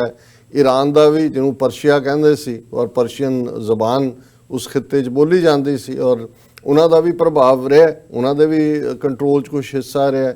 ਇਸੇ ਤਰ੍ਹਾਂ ਬਾਬਰ, ਜਿਸ ਦਾ ਆਪਣਾ ਰੀਜਨ ਜਿਹੜਾ ਹੈ, ਬੇਸ਼ੱਕ ਇਹ ਸਾਰੇ ਤੁਰਕਾਂ ਦਾ ਔਰ ਮੰਗੋਲਾਂ ਦਾ ਬੇਸ ਜਾ ਕੇ ਮੰਗੋਲੀਆ ਦੇ ਨਾਲ ਲੱਗਦਾ ਹੈ, ਲੇਕਿਨ ਉਹਦਾ ਆਪਣਾ ਜੇ ਅੱਜ ਕਹਿਣਾ ਹੋਏ ਤਾਂ ਉਜ਼ਬੈਕ ਸੀ, ਉਸ ਦਾ ਜਿਹੜਾ ਮੌਜੂਦ, ਔਰ ਇਹੀ ਜਿਹੜਾ ਉਜ਼ਬੈਕ ਕਲਚਰ ਹੈ, ਉਹਨਾਂ ਦੀ ਇੱਕ ਆਪਣੀ ਬੋਲੀ ਹੈ, ਪਰਸ਼ੀਅਨ ਵੀ ਬੋਲੀ ਜਾਂਦੀ ਹੈ। ਔਰ ਇਹ ਅਫਗਾਨਿਸਤਾਨ ਦੇ ਵਿੱਚ ਵੀ ਪਰਸ਼ੀਅਨ ਸਪੀਕਿੰਗ ਲੋਕ ਵੀ ਨੇ, ਜਿਹੜੇ ਸ਼ੀਆ ਨਾਲ ਜਿਹੜਾ ਉਹਨਾਂ ਦਾ ਈਰਾਨ ਦਾ ਜਿਹੜਾ ਮੇਨ ਹੈ, ਉਸ ਖਿੱਤੇ 'ਚ ਵੀ ਨੇ ਵੱਡੀ ਗਿਣਤੀ ਦੇ ਵਿੱਚ। ਸੋ ਕੁੱਲ ਮਿਲਾ ਕੇ ਇਹਨੂੰ, ਕਿਉਂਕਿ ਅੱਜ ਜਦੋਂ ਬਹੁਤ ਵਾਰੀ ਅਸੀਂ ਡਿਸਕਸ ਕਰਦੇ ਹਾਂ ਤਾਂ ਇਹ ਕੋਈ ਆਇਰਨ ਟਾਈਟ ਬਾਉਂਡਰੀਜ਼ ਨਹੀਂ ਨੇ, ਔਰ ਉਸ ਖਿੱਤੇ ਦੇ ਵਿੱਚ ਉਹਨਾਂ ਨੇ ਜਿਹੜਾ ਬੜੇ ਸਾਮਰਾਜ, ਬ੍ਰਿਟਿਸ਼ ਸਾਮਰਾਜ ਦੇ ਵੇਲੇ ਵੀ ਬਹੁਤ ਵਾਰ ਜਦੋਂ ਸਿੱਖ ਰਾਜ ਦੀ ਗੱਲ ਹੁੰਦੀ ਹੈ, ਸਿੱਖਾਂ ਦੀ, ਕਈ ਵਾਰ ਸਾਡੇ ਵੀ ਕੁਛ ਵੀਰ ਅਣਭੋਲ ਕਾਬਲ ਕੰਧਾਰ ਦੀ ਗੱਲ ਕਰਨਗੇ ਕਿ ਵੀ ਅਸੀਂ ਫਤਹ ਕੀਤਾ, ਐਵੇਂ ਨਹੀਂ ਸੀ। ਅੱਜ ਜਿਹੜਾ ਪਾਕਿਸਤਾਨ ਦਾ ਸੂਬਾ ਖੈਬਰ ਪਖਤੂਨਖਵਾ ਹੈ, ਜਮਰੌਦ ਜਿਹੜਾ ਦਰਾ ਖੈਬਰ ਦੇ ਉੱਤੇ ਹੈ, ਕਿਉਂਕਿ ਮਹਾਰਾਜਾ ਰਣਜੀਤ ਸਿੰਘ ਨੇ ਉਸ ਤਰੀਕੇ ਦੇ ਨਾਲ ਹੀ, ਉਹ ਬੇਸ਼ੱਕ ਟਰਾਈਬ ਟੁੱਟੇ, ਇਹ ਇਲਾਕਾ ਖੈਬਰ ਪਖਤੂਨਖਵਾ ਪਸ਼ਤੂਨ ਮੈਜੋਰਿਟੀ ਏਰੀਆ ਹੈ, ਇਹ ਉਸ ਖਿੱਤੇ ਦਾ ਹੀ ਸੀ। ਪਿਸ਼ਾਵਰ ਜੇ ਕਾਬਲ ਉਹਨਾਂ ਦੀ ਕੈਪੀਟਲ ਸੀ, ਪਿਸ਼ਾਵਰ ਸਬ ਕੈਪੀਟਲ ਸੀ, ਔਰ ਸਾਰੇ ਜਿਹੜੇ ਹਮਲਾਵਰ ਨੇ ਉਹਨਾਂ ਦਾ ਦਰਵਾਜ਼ਾ ਦਰਾ ਕਹਿੰਦਾ ਹੀ ਦਰਵਾਜ਼ੇ ਨੂੰ ਨੇ ਖੈਬਰ ਉੱਥੋਂ ਹੀ ਸੀ। ਲੇਕਿਨ ਈਵਨ ਸਿੱਖ ਰਾਜ ਦੇ ਵੇਲੇ ਵੀ ਉੱਥੇ ਜਾ ਕੇ ਰੁਕ ਗਏ ਦਰਾ ਖੈਬਰ ਤੇ, ਔਰ ਉਹ ਜਿਹੜਾ ਅੱਜ ਖੈਬਰ ਪਖਤੂਨਖਵਾ ਜ਼ਾਹਰ ਹੈ ਸਿੱਖ ਰਾਜ ਦਾ ਹਿੱਸਾ ਸੀ। ਔਰ ਅੰਗਰੇਜ਼ਾਂ ਨੇ ਜਦੋਂ 1849 'ਚ ਪੰਜਾਬ ਕੰਕਰ ਕੀਤਾ ਤੇ ਉਹਨਾਂ ਨੇ ਇਸ ਸੂਬੇ ਨੂੰ ਜਿਹੜਾ ਹੈ ਉਹ ਅੱਡ ਬਣਾ ਕੇ ਉਹਦਾ ਨਾਂ ਰੱਖਿਆ ਨਾਰਥ ਵੈਸਟ ਫਰੰਟੀਅਰ ਪ੍ਰੋਵਿੰਸ, ਕਿ ਇਹ ਜਿਹੜਾ ਬਾਰਡਰ ਨਾਰਥ ਵੈਸਟ ਵੱਲੋਂ ਆਉਂਦਾ ਸੀ ਉਸ ਦੇ ਉੱਤੇ, ਔਰ ਉਹਨਾਂ ਨੇ ਵੀ ਉਸੇ ਨੂੰ ਜਮਰੌਦ ਦਾ ਕਿਲ੍ਹਾ ਹਰੀ ਸਿੰਘ ਨਲੂਏ ਨੇ ਬਣਵਾਇਆ। ਲੇਕਿਨ ਇਹਦੇ 'ਚ ਇਹ ਵੀ ਦੇਖਣ ਵਾਲੀ ਗੱਲ ਹੈ ਕਿ ਜਿਹੜਾ 25-30 ਸਾਲ ਦਾ ਪੀਰੀਅਡ ਇਹ, ਕਿਉਂਕਿ ਇੰਡਸ ਦੇ ਪਰਲੇ ਪਾਸੇ ਸੀ, ਪਹਿਲੀ ਪੰਜਾਬ ਦੀ ਹੱਦ ਇੰਡਸ ਤੇ ਟੁੱਟਦੀ ਹੈ, ਔਰ ਪਹਿਲੀ ਵਾਰ 800 ਸਾਲ 'ਚ ਕਿਸੇ ਦੇਸੀ ਬੰਦੇ ਨੇ ਉਸ ਨੂੰ ਕ੍ਰਾਸ ਕੀਤਾ ਹੈ, ਮਹਾਰਾਜਾ ਰਣਜੀਤ ਸਿੰਘ ਜਾਂ ਹਰੀ ਸਿੰਘ ਨਲੂਏ ਦੇ ਰੂਪ। ਪਰ ਅਸੀਂ ਇਹ ਵੀ ਦੇਖਦੇ ਹਾਂ ਕਿ ਜਿਹੜੇ ਦੋ ਬੜੇ ਸਕਸੈਸਫੁਲ ਜਨਰਲ ਸਿੱਖਾਂ ਦੇ, ਜਿਨ੍ਹਾਂ ਦੇ ਵਿੱਚ ਜਨਰਲ ਹਰੀ ਸਿੰਘ ਨਲੂਆ ਔਰ ਅਕਾਲੀ ਫੂਲਾ ਸਿੰਘ ਜਿਹੜੇ ਅਕਾਲ ਤਖਤ ਦੇ ਜਥੇਦਾਰ ਵੀ ਰਹੇ, ਦੋਨੋਂ ਹੀ ਜਿਹੜੇ ਨੇ ਉੱਥੇ ਉਹਨਾਂ ਦੇ ਨਾਲ ਅਫਗਾਨ ਕਬਾਇਲੀ, ਜਿਨ੍ਹਾਂ 'ਚ ਯੂਸਫ ਜ਼ਾਈ, ਅਫਰੀਦੀ, ਔਰ ਇਹ ਜਿਹੜੇ ਅਸੀਂ ਅੱਜ ਵੀ ਦੇਖਦੇ ਹਾਂ ਉਹੀ ਸਾਰਾ ਪਾਰਟ ਹੈ, ਬੜੀ ਫੀਅਰਸਲੀ ਇੰਡੀਪੈਂਡੈਂਟ। ਉਹਨਾਂ ਨੇ ਉਸ ਦੀ ਕਦੇ ਵੀ ਜਿਹੜੀ ਉਸ ਕਿਸਮ ਦੀ ਤਾਬੇਦਾਰੀ ਨਹੀਂ ਕਬੂਲੀ, ਔਰ ਉਹ ਇਹ ਦੋਨੋਂ ਹੀ ਜਰਨੈਲ ਜਿਹੜੇ ਨੇ ਉੱਥੇ ਉਹ ਸ਼ਹੀਦ ਹੋਏ। ਸੋ ਜ਼ਾਹਿਰਾ ਤੌਰ ਦੇ ਉੱਤੇ ਇਹ ਪਾਰਟ ਬੜਾ ਇੰਪੋਰਟੈਂਟ ਹੈ ਸਮਝਣਾ। ਬ੍ਰਿਟਿਸ਼ਰਸ ਨੇ ਬੇਸ਼ੱਕ ਇੱਕ ਸਟੇਜ ਤੇ ਬ੍ਰਿਟਿਸ਼ਰਸ ਨੇ ਆਕੂਪਾਈ ਕਰ ਲਿਆ, ਫਿਰ ਇੱਕ ਹਿਸਟਰੀ 'ਚ ਅਸੀਂ ਪੜ੍ਹਦੇ ਹਾਂ ਮੈਸੈਕਰ ਆਫ ਕਾਬੁਲ, ਮੈਨੂੰ ਉਹਦਾ ਸੰਨ ਤਾਂ ਯਾਦ ਨਹੀਂ ਹੈ। ਰਣਜੀਤ ਸਿੰਘ ਦੀ ਮੌਤ ਹੋ ਚੁੱਕੀ ਸੀ, ਸ਼ੇਰ ਸਿੰਘ ਉਹਦਾ ਲੜਕਾ ਲਾਹੌਰ ਦੇ ਤਖਤ ਦੇ ਉੱਤੇ ਸੀ, ਮੋਸਟ ਲਾਈਕਲੀ ਇਹ 1840-41 ਦੀ ਹੋਏਗਾ। ਔਰ ਜਿਹੜੇ ਅੰਗਰੇਜ਼ ਔਰ ਉਹਨਾਂ ਦੇ ਜਿਹੜੇ ਨਾਲ ਦੂਸਰੇ ਦੇਸੀ ਵੀ, ਕਿਉਂਕਿ ਉਦੋਂ ਤੱਕ ਉਹ ਦੱਖਣ ਦੀਆਂ ਪਲਟਨਾਂ ਦੇ ਵੀ ਸੀ ਕਿ ਜਿੰਨਾ ਵੀ ਉਹਨਾਂ ਦਾ ਨੰਬਰ ਸੀ, ਸ਼ਾਇਦ 30,000 ਸੀ ਜਾਂ 20,000 ਸੀ ਜੀ, ਉਹਨਾਂ ਚੋਂ ਉਹਨਾਂ ਨੇ ਉਹਨੂੰ ਮੈਸੈਕਰ ਆਫ ਕਾਬਲ ਕਹਿੰਦੇ ਨੇ, ਇੱਕ ਵਾਰੀ ਤਾਂ ਉਹਨਾਂ ਨੇ ਆਕੂਪਾਈ ਕਰ ਲਿਆ, ਫਿਰ ਉਹਨਾਂ ਦੇ ਜਿਹੜੇ ਕਬੀਲੇ ਨੇ ਉਹ ਇਵੇਂ ਚੜ੍ਹ ਕੇ ਆਏ, ਉਹਨਾਂ ਨੇ ਸਾਰੇ ਮਾਰ ਦਿੱਤੇ। ਇੱਕ ਫਿਜ਼ੀਸ਼ੀਅਨ ਸੀ ਅੰਗੋਰਾ, ਉਹਨੂੰ ਉਹਨਾਂ ਨੇ ਨਹੀਂ ਮਾਰਿਆ, ਛੱਡਤਾ। ਉਹਨੂੰ ਇਹ ਕਿਹਾ ਵੀ ਤੈਨੂੰ ਇਸ ਲਈ ਭੇਜ ਰਹੇ ਹਾਂ ਕਿ ਤੂੰ ਜਾ ਕੇ ਦੱਸੇ ਕਿ ਉੱਥੇ ਹੋਇਆ ਕੀ ਹੈ, ਬਾਕੀਆਂ ਨਾਲ ਕੀ ਹੋਇਆ। ਸੋ ਇਹ ਸਮਝਣਾ ਜ਼ਰੂਰੀ ਹੈ ਕਿ ਜਦੋਂ ਅਸੀਂ ਦੇਖਦੇ ਹਾਂ ਕਿ ਇਹਨਾਂ 40 ਸਾਲਾਂ ਦੇ ਵਿੱਚ ਅਫਗਾਨਾਂ ਨੇ ਦੋ ਪਾਵਰਫੁਲ ਰਜੀਮ, ਦੋਨੋਂ ਹੀ super powers, Soviet Union second world war ਤੋਂ ਬਾਅਦ ਸੁਪਰ ਪਾਵਰ ਦੇ ਤੌਰ ਤੇ ਉਭਰੀ, ਉਹਨਾਂ ਨੂੰ ਮੁਕੰਮਲ ਡਿਫੀਟ, ਮੁਕੰਮਲ ਉਹਨਾਂ ਨੇ ਜ਼ੁਲਮ ਦੀ ਜਿਹੜੀ ਆ ਉਹ ਅੱਤ ਕਰ ਦਿੱਤੀ। ਲੇਕਿਨ ਉਹੀ ਅਫਗਾਨ ਆਪਣੀ ਉਸੇ ਹੀ ਫੀਅਰਸਲੀ ਇੰਡੀਪੈਂਡੈਂਟ ਸਪਿਰਿਟ ਦੇ ਨਾਲ ਲੜੇ। ਪਰ ਅਨਫੋਰਚੂਨੇਟਲੀ ਅਮਰੀਕਾ ਔਰ ਨੇ ਜਿਹਨੇ ਉੱਥੇ ਉਹ ਪ੍ਰੋਕਸੀ ਵਾਰ ਲੜੀ ਸੀ, ਜਿਉਂ ਹੀ ਇਹ 1988-89 ਦੇ ਵਿੱਚ ਜੰਗ ਮੁੱਕਦੀ ਹੈ, ਇਹਨਾਂ ਨੇ ਆਪਣੇ ਹੱਥ ਧੋ ਕੇ ਉੱਥੋਂ ਨਿਕਲ ਆਏ।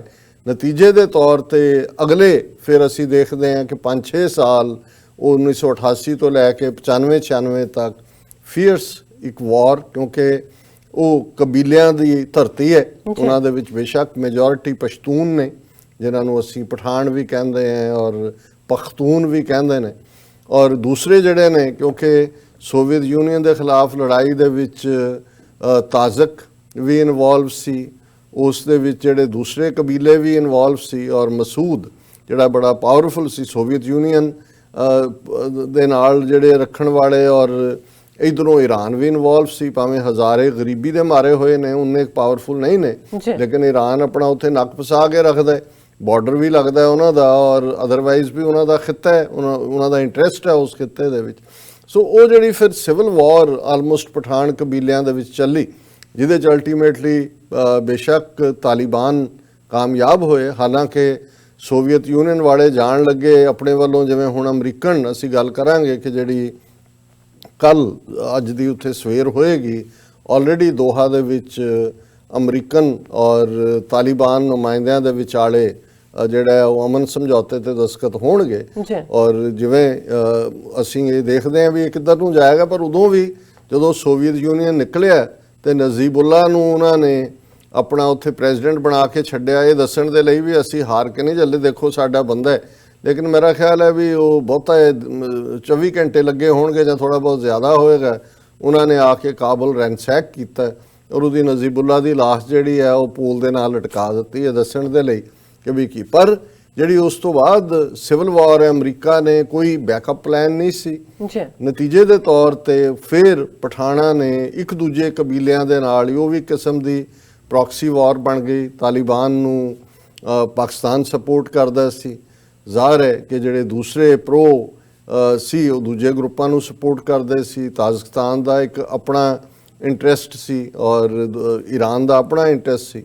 ਸੋ ਉਸ ਸਾਰੇ ਚੋਂ 1996 ਤੱਕ ਪਹੁੰਚਦੇ ਆ ਤਾਲਿਬਾਨ ਨੇ ਪੂਰਾ ਕੰਟਰੋਲ ਤਾਂ ਕਰ ਲਿਆ, ਔਰ ਉਸ ਸਾਰੇ ਦਾ ਨਤੀਜਾ ਸੀ ਕਿ ਉਹਨਾਂ ਨੇ ਇੱਕ ਅਮਨ ਵੀ ਕਾਇਮ ਕੀਤਾ, ਔਰ ਤਾਲਿਬਾਨ ਦੀ ਹਕੂਮਤ ਨੂੰ ਪਾਕਿਸਤਾਨ ਨੇ, ਸਾਊਦੀ ਅਰੇਬੀਆ ਨੇ ਤੇ ਇੱਕ ਹੋਰ ਕੰਟਰੀ ਨੇ ਸ਼ਾਇਦ UAE ਨੇ, ਉਹਨਾਂ ਨੇ ਰੈਕਗਨਾਈਜ਼ ਕੀਤਾ। ਔਰ ਉਹਨਾਂ ਨੇ ਤਾਲਿਬਾਨ ਨੇ ਧੱਕੇ ਵੀ ਕੀਤੇ। ਜ਼ਾਹਰ ਹੈ ਕਿ ਵੀ ਕਈ ਵਾਰ ਜਦੋਂ ਇੰਨੀ ਲੰਬਾ ਵਕਤ ਬਦਅਮਨੀ ਹੁੰਦੀ ਹੈ ਔਰ ਦੂਸਰਾ ਹੁੰਦਾ, ਔਰ ਇਹ ਉਹ ਦੌਰ ਸੀ ਕਿ ਉਸਾਮਾ ਬਿਨ ਲਾਡਨ ਔਰ ਦੂਸਰੇ ਜਿਹੜੇ ਕਿ ਅਮਰੀਕਾ ਦੀ ਜਿਹੜਾ ਉਹਨਾਂ ਦੇ ਨਾਲ ਕੋਆਪਰੇਟ ਕੀਤਾ ਸੀ ਉਹਨਾਂ ਨੇ ਸੋਵੀਅਤ ਯੂਨੀਅਨ ਦੇ ਖਿਲਾਫ, ਉਹਨਾਂ ਸਾਰਿਆਂ ਦਾ ਵੀ ਗੁੱਸਾ ਸੀ ਕਿ ਅਬੈਂਡਨ ਕੀਤਾ ਹੈ ਜਾਂ ਇਸਲਾਮ ਨੂੰ ਵਰਤ ਕੇ ਫਿਰ ਇਹਨਾਂ ਨੇ ਇਸਲਾਮ ਦੇ ਨਾਂ ਨੂੰ ਉਹਨਾਂ ਨੇ ਵੀ ਜਾ ਕੇ ਠਿਕਾਣੇ ਬਣਾ ਲਏ। ਅਲ-ਕਾਇਦਾ ਦਾ ਹੈੱਡਕੁਆਰਟਰ ਬਣ ਗਿਆ ਔਰ ਫਿਰ ਅਸੀਂ ਦੇਖਦੇ ਹਾਂ ਕਿ 9/11 ਹੋਇਆ। ਜ਼ਾਹਰ ਹੈ ਕਿ ਉਸਾਮਾ ਬਿਨ ਲਾਡਨ ਦੇ ਖਾਤੇ 'ਚ ਪਿਆ। ਔਰ ਹੁਣ ਇੱਥੇ ਅਸੀਂ ਜਿੱਥੇ ਅਫਗਾਨ ਕਰੈਕਟਰ ਦੇਖਦੇ ਹਾਂ, ਇੱਕ ਪਾਸੇ ਫੀਅਰਸਲੀ ਇੰਡੀਪੈਂਡੈਂਟ ਤੇ ਦੂਸਰਾ ਪਾਸਾ ਮਹਿਮਾਨ ਨਿਵਾਸ, ਉਹਨਾਂ ਦੇ ਕਬੀਲਿਆਂ ਦੇ ਕੁਝ ਜਿਹੜੀਆਂ ਗੱਲਾਂ ਨੇ ਉਹ ਬੜੀਆਂ ਦਿਲਚਸਪ ਨੇ। ਉਹਦੇ 'ਚ ਇਹ ਆਉਂਦਾ ਹੈ ਕਿ ਭਾਈ ਭਾਵੇਂ ਜੇ ਤੁਸੀਂ ਕਿਸੇ ਬੰਦੇ ਦਾ ਕਿਸੇ ਟੱਬਰ ਦਾ ਕੋਈ ਬੰਦਾ ਮਾਰ ਦਿੰਦੇ ਹੋ, ਮਾਰ ਕੇ ਤੁਸੀਂ ਉਹਦੇ ਘਰ ਚਲੇ ਜਾਂਦੇ ਹੋ ਉਸ ਤੋਂ ਬਾਅਦ, ਔਰ ਉਹਨੂੰ ਕਹਿੰਦੇ ਵੀ ਉਹ ਤੁਹਾਨੂੰ ਜਿਹੜਾ ਮਾਫ ਕਰ ਦਿੰਦਾ ਨੇ। ਬਟ ਦੂਸਰੇ ਪਾਸੇ ਜੇ ਉਹਨਾਂ ਦੇ ਕੋਲ ਕੋਈ ਮਹਿਮਾਨ ਜਾਂ ਦੂਜਾ ਆਇਆ ਹੋਇਆ, ਉਹਨੂੰ ਡਿਫੈਂਡ ਕਰਨ ਦੇ ਲਈ ਉਹ ਆਪਣੀ ਜਾਨ ਤੱਕ ਦੇ ਦੇਣਗੇ। ਮਹਿਮਾਨ ਨਵਾਜ਼ੀ ਦਾ ਉਹਨਾਂ ਦਾ ਇੱਕ ਆਪਣਾ, ਔਰ ਇਹਦੇ 'ਚ ਇਹ ਵੀ ਧਿਆਨ ਰਹੇ ਕਿ ਵੀ ਕੁਝ ਚੀਜ਼ਾਂ ਦਾ ਮਜ਼ਹਬ ਨਾਲ ਤਾਲੁਕ ਹੈ, ਜੀ ਕੁਛ ਦਾ ਕਬੀਲਿਆਂ ਦੀ ਜਾਂ ਜਿਹੜਾ ਲੋਕਾਂ ਦੀ ਤਹਿਜ਼ੀਬ ਦਾ ਆਪਣਾ ਅਸਰ ਹੈ। ਇਸਲਾਮ 1450 ਸਾਲ ਪੁਰਾਣਾ ਹੈ, ਲੇਕਿਨ ਜਿਹੜਾ ਉਹਨਾਂ ਦਾ ਅਫਗਾਨ ਕਬੀਲਿਆਂ ਦਾ 4000-5000 ਸਾਲ ਦਾ ਉਹਨਾਂ ਦਾ ਇੱਕ ਆਪਣਾ ਸਿਸਟਮ ਹੈ। ਉਹ ਜਿਹੜੇ ਫੈਸਲੇ ਵੀ ਕਰਦੇ ਨੇ, ਜਿਵੇਂ ਇਧਰ ਪੰਚਾਇਤ ਦਾ ਕਾਨਸੈਪਟ ਸੀ ਇੰਡਸ ਦੇ ਇਸ ਪਾਸੇ, ਉਧਰ ਜਿਰਗੇ ਦਾ, ਉਹਨੂੰ ਜਿਰਗਾ ਕਹਿੰਦੇ ਨੇ। ਜਦੋਂ ਕੋਈ ਵੱਡੀ ਪ੍ਰੋਬਲਮ ਹੁੰਦੀ ਹੈ ਨੈਸ਼ਨਲ, ਜਿਵੇਂ ਸਿੱਖਾਂ ਦੇ ਵਿੱਚ ਸਰਬੱਤ ਖਾਲਸਾ ਇੰਸਟੀਟਿਊਸ਼ਨ 18ਵੀਂ ਸਦੀ ਦੇ ਵਿੱਚ ਆਈ ਕਿ ਅਕਾਲ ਤਖਤ ਤੇ ਜਿਹੜੇ ਪੰਥ ਦੀਆਂ ਭਾਵੇਂ ਮਿਸਲਾਂ ਨੇ ਆਪਸ ਵੀ ਉਹ ਲੜਦੇ ਰਹਿੰਦੇ ਸੀ ਮਿਸਲਾਂ ਵਾਲੇ, ਪਰ ਸਰਬੱਤ ਖਾਲਸਾ ਦੇ ਵੇਲੇ ਇਕੱਠੇ ਹੋ ਕੇ ਕੰਸੈਂਸਸ ਕਰਦੇ ਸੀ। ਸੋ ਇਸੇ ਤਰ੍ਹਾਂ ਅਫਗਾਨਾਂ ਦਾ ਵੀ ਲੋਇਆ ਜਿਰਗਾ ਉਹਨੂੰ ਕਹਿੰਦੇ, ਜਦੋਂ ਵੱਡੇ ਉਹਨਾਂ ਦੇ ਸਾਰੇ ਲੋਕ ਬੈਠਦੇ ਨੇ। ਇਸੇ ਤਰ੍ਹਾਂ ਉਹਨਾਂ ਦਾ ਜਿਹੜਾ ਈਵਨ ਲਾਅ ਸਿਸਟਮ ਹੈ ਕਬੀਲਿਆਂ ਦਾ, ਇੱਥੇ ਤਾਂ ਸੋਲੋਮਨ ਨਾਲ ਜੋੜਿਆ ਜਾਂਦਾ ਨੇ, an eye for an eye an apple for an apple. ਜੇ ਤੁਹਾਨੂੰ ਕੋਈ ਸੇਬ ਦਿੰਦਾ ਤੁਸੀਂ ਵੀ ਸੇਬ ਦਿਓਗੇ, ਕੋਈ ਤੁਹਾਡੀ ਅੱਖ ਕੱਢਦਾ ਤੁਸੀਂ ਉਹਦੀ ਕੱਢ ਦਿੰਦੇ ਹੋ। ਉਹਨਾਂ ਦੇ ਵੀ ਆਪਣਾ ਹੀ ਹੈ ਵੀ, ਹੁਣ ਮੈਨੂੰ ਨਹੀਂ ਪਤਾ ਵੀ ਇਹ ਲਾਈਟਰ ਅੰਦਾਜ਼ ਚ ਜੈਸੇ ਕਿ ਭਾਈ ਜੇ ਕਿਸੇ ਦਾ ਚਾਚਾ ਮਾਰਿਆ ਗਾ ਤੂੰ ਆਪਣਾ ਚਾਚਾ ਕਰ ਵਾਲੇ, ਜਾਂ ਕਈ ਵਾਰੀ ਜਿਹੜਾ ਮੈਰਿਜ ਰਿਸ਼ਤੇ ਜਿਹੜੇ ਨੇ ਉਹ ਦੇਣੇ ਪੈਂਦੇ ਨੇ। ਹੁੰਦਾ ਇਹ ਹੈ ਕਿ ਵੀ ਆਪਸ ਦੇ ਵਿੱਚ ਇੱਕ ਅਮਨ ਵੀ ਹੋਏ ਔਰ ਇੱਕ ਬਰਾਬਰੀ ਵੀ ਹੋਏ। ਔਰ ਜਦੋਂ ਅਸੀਂ ਫੀਅਰਸਲੀ ਇੰਡੀਪੈਂਡੈਂਟ ਕਹਿੰਦੇ ਹਾਂ, ਕਲੈਸ਼ ਵੀ ਇਸ ਲਈ ਹੁੰਦਾ ਕਿ ਕੋਈ ਕਿਸੇ ਅੱਗੇ ਆਪਣੇ ਆਪ ਨੂੰ ਸਬਆਰਡੀਨੇਟ ਨਹੀਂ ਸਮਝਦਾ ਕਿਸੇ ਦਾ। ਸੋ ਇਹਨਾਂ ਹਾਲਾਤਾਂ 'ਚ 9/11 ਤੋਂ ਬਾਅਦ ਜਿਹੜੀ ਉਹਨਾਂ ਦੀ ਮਹਿਮਾਨ ਨਵਾਜ਼ੀ ਸੀ, ਹੁਣ ਹਾਲਾਂਕਿ ਤਾਲਿਬਾਨ ਦਾ ਜਾਂ ਉਹ ਕਰਨ ਵਾਲਿਆਂ 'ਚ ਕੋਈ ਪਠਾਨ ਨਹੀਂ ਸੀ, ਕੋਈ ਉਹਦੇ 'ਚ ਤਾਲਿਬਾਨ ਦੀ ਹਕੂਮਤ ਦਾ ਨਹੀਂ ਸੀ, ਅਦਰ ਦੈਨ ਕਿ ਉਹਨਾਂ ਨੇ ਪਨਾਹ ਦਿੱਤੀ ਹੋਈ ਸੀ। ਹੁਣ ਜਦੋਂ ਇਹਨਾਂ ਨੇ ਕਿਹਾ ਵੀ ਸਾਡੇ ਹਵਾਲੇ ਕਰੋ, ਔਰ ਇਨ ਦਾ ਮੀਨ ਟਾਈਮ ਉਸਾਮਾ ਨੇ ਲੋਕਲ ਵਿਆਹ ਵੀ ਕਰਾ ਲਿਆ, ਮੁੱਲਾ ਉਮਰ ਜਿਹੜਾ ਸੋਵੀਅਤ ਦੇ ਖਿਲਾਫ ਵੀ ਲੜਿਆ ਸੀ ਉਹ ਵੀ ਉਹਦਾ ਕੁੜਮ ਬਣ ਗਿਆ। ਹੋਰ ਵੀ ਕੁਛ ਐਸਾ ਵੀ ਹੈ ਜਿਹਦਾ ਪਤਾ ਵੀ ਨਹੀਂ ਹੈ ਵੀ ਕੀ ਹੈ, ਕਿਹਦੀਆਂ ਚਾਲਾਂ ਕਿੱਧਰ ਨੂੰ ਚੱਲ ਰਹੀਆਂ, ਪਰ ਉਹਨਾਂ ਨੇ ਇਸ ਤੋਂ ਇਨਕਾਰ, ਕਿਉਂਕਿ ਇਹ ਉਹਨਾਂ ਦਾ ਫਿਰ ਕਬੀਲੇ ਦੇ ਅਸੂਲ ਦੇ ਖਿਲਾਫ ਸੀ ਕਿ ਭਾਈ ਜੇ ਉਹਨਾਂ ਦਾ ਮਹਿਮਾਨ ਬਣ ਕੇ ਕੋਈ ਆਇਆ ਤੇ ਦੂਸਰਾ। ਔਰ ਉਹਦੇ 'ਚੋਂ ਅਸੀਂ ਦੇਖਦੇ ਹਾਂ ਕਿ ਫਿਰ ਅਮਰੀਕਾ ਨੇ ਕਿਵੇਂ UN ਸਿਕਿਉਰਿਟੀ ਕੌਂਸਲ ਦਾ ਸਹਾਰਾ ਲੈ ਕੇ ਫੁੱਲ ਸਕੇਲ ਨੈਟੋ UN ਦੀਆਂ ਫੋਰਸਿਸ, ਫਿਰ ਤਾਂ ਉੱਥੇ ਕਿਹੜੇ ਬੰਬ ਨਹੀਂ ਚੱਲੇ, ਕੋਈ ਰੋਜ਼ੀ ਕਟਰ, ਕੋਈ ਡੇਜ਼ੀ ਕਟਰ, ਕੋਈ ਕਿੰਨਾ ਕਾਰਪੇਟ ਬੰਬਿੰਗ ਕਰਕੇ 20 ਸਾਲ 2001 ਤੋਂ ਬਾਅਦ ਇਮੀਡੀਏਟਲੀ ਕੁਝ ਮਹੀਨਿਆਂ ਬਾਅਦ ਅਫਗਾਨਿਸਤਾਨ ਦੇ ਉੱਤੇ ਪੂਰਾ ਧਾਵਾ ਬੋਲਿਆ ਜਾਂਦਾ ਹੈ। ਔਰ ਨੈਟੋ ਫੋਰਸਿਸ ਉਹਨਾਂ ਦੀਆਂ ਅੱਜ ਵੀ ਬੈਠੀਆਂ ਹੋਈਆਂ ਨੇ। ਔਰ ਇਹਨਾਂ 20 ਸਾਲਾਂ ਤੋਂ ਦੀ ਉਸ ਪਾਵਰ ਜਿਹੜੀ ਹਵਾ 'ਚੋਂ ਵੀ ਸੀ, ਜਿਸ ਕਿਸਮ ਦਾ ਜਿਹੜਾ ਵਿਦਆਊਟ ਪਰਸਨ ਜਿਹੜੇ ਡਰੋਨ ਇਸਤੇਮਾਲ ਕੀਤੇ ਜਾਂਦੇ ਨੇ, ਡਰੋਨ ਅਟੈਕਸ, ਹਜ਼ਾਰਾਂ ਡਰੋਨ ਅਟੈਕ ਜਿਨ੍ਹਾਂ ਦਾ ਕੰਟਰੋਲ ਇੱਥੇ ਪੈਂਟਾਗਨ 'ਚ ਹੁੰਦਾ, ਇੱਥੋਂ ਕੰਟਰੋਲ ਕਰਦੇ ਨੇ। ਔਰ ਕਿਸ ਹੱਦ ਤੱਕ ਜਾ ਕੇ ਕਿੰਨੀ ਤਬਾਹੀ ਕੀਤੀ ਹੋਏਗੀ। ਲੇਕਿਨ ਇਵੈਂਚੁਅਲੀ ਇਹਦੇ 'ਚ ਕੋਈ ਸ਼ੱਕ ਨਹੀਂ ਹੈ ਕਿ ਅਮਰੀਕਾ ਨੇ ਬਹੁਤ ਪਹਿਲਾਂ ਹੀ ਇਹ ਰਿਅਲਾਈਜ਼ ਕਰ ਲਿਆ ਸੀ ਕੁਝ ਸਾਲ ਪਹਿਲਾਂ। ਔਰ ਪਰ ਕਈ ਵਾਰ ਜਦੋਂ ਅਸੀਂ ਇਹਨਾਂ ਮੁਲਕਾਂ ਦੇ ਵਿੱਚ ਵੀ ਪਾਲਿਸੀ ਮੇਕਿੰਗ 'ਚ ਦੇਖਦੇ ਹਾਂ, ਡੀਪ ਸਟੇਟ ਦਾ ਜ਼ਿਕਰ ਹੁੰਦਾ ਹੈ, ਪੈਂਟਾਗਨ ਇਨਵੋਲਵ ਸੀ। ਹਾਲਾਂ ਓਬਾਮਾ ਪੀਰੀਅਡ 'ਚ, ਓਬਾਮਾ 2 ਟਰਮ ਪ੍ਰੈਜ਼ੀਡੈਂਟ ਰਿਹਾ, ਉਦੋਂ ਤੱਕ ਮਿਸ਼ਨ ਐਕੰਪਲਿਸ਼ ਵਾਲੀ ਗੱਲ। ਜੇ ਅਮਰੀਕਾ ਦੇ ਵਿੱਚ ਕਈ ਵਾਰ ਇਹਨਾਂ 'ਚ ਵੀ ਸਟੇਟਸਮੈਨਸ਼ਿਪ ਔਰ ਬੋਲਡਨੈਸ ਉਹਦੀ ਕਮੀ ਹੁੰਦੀ ਹੈ।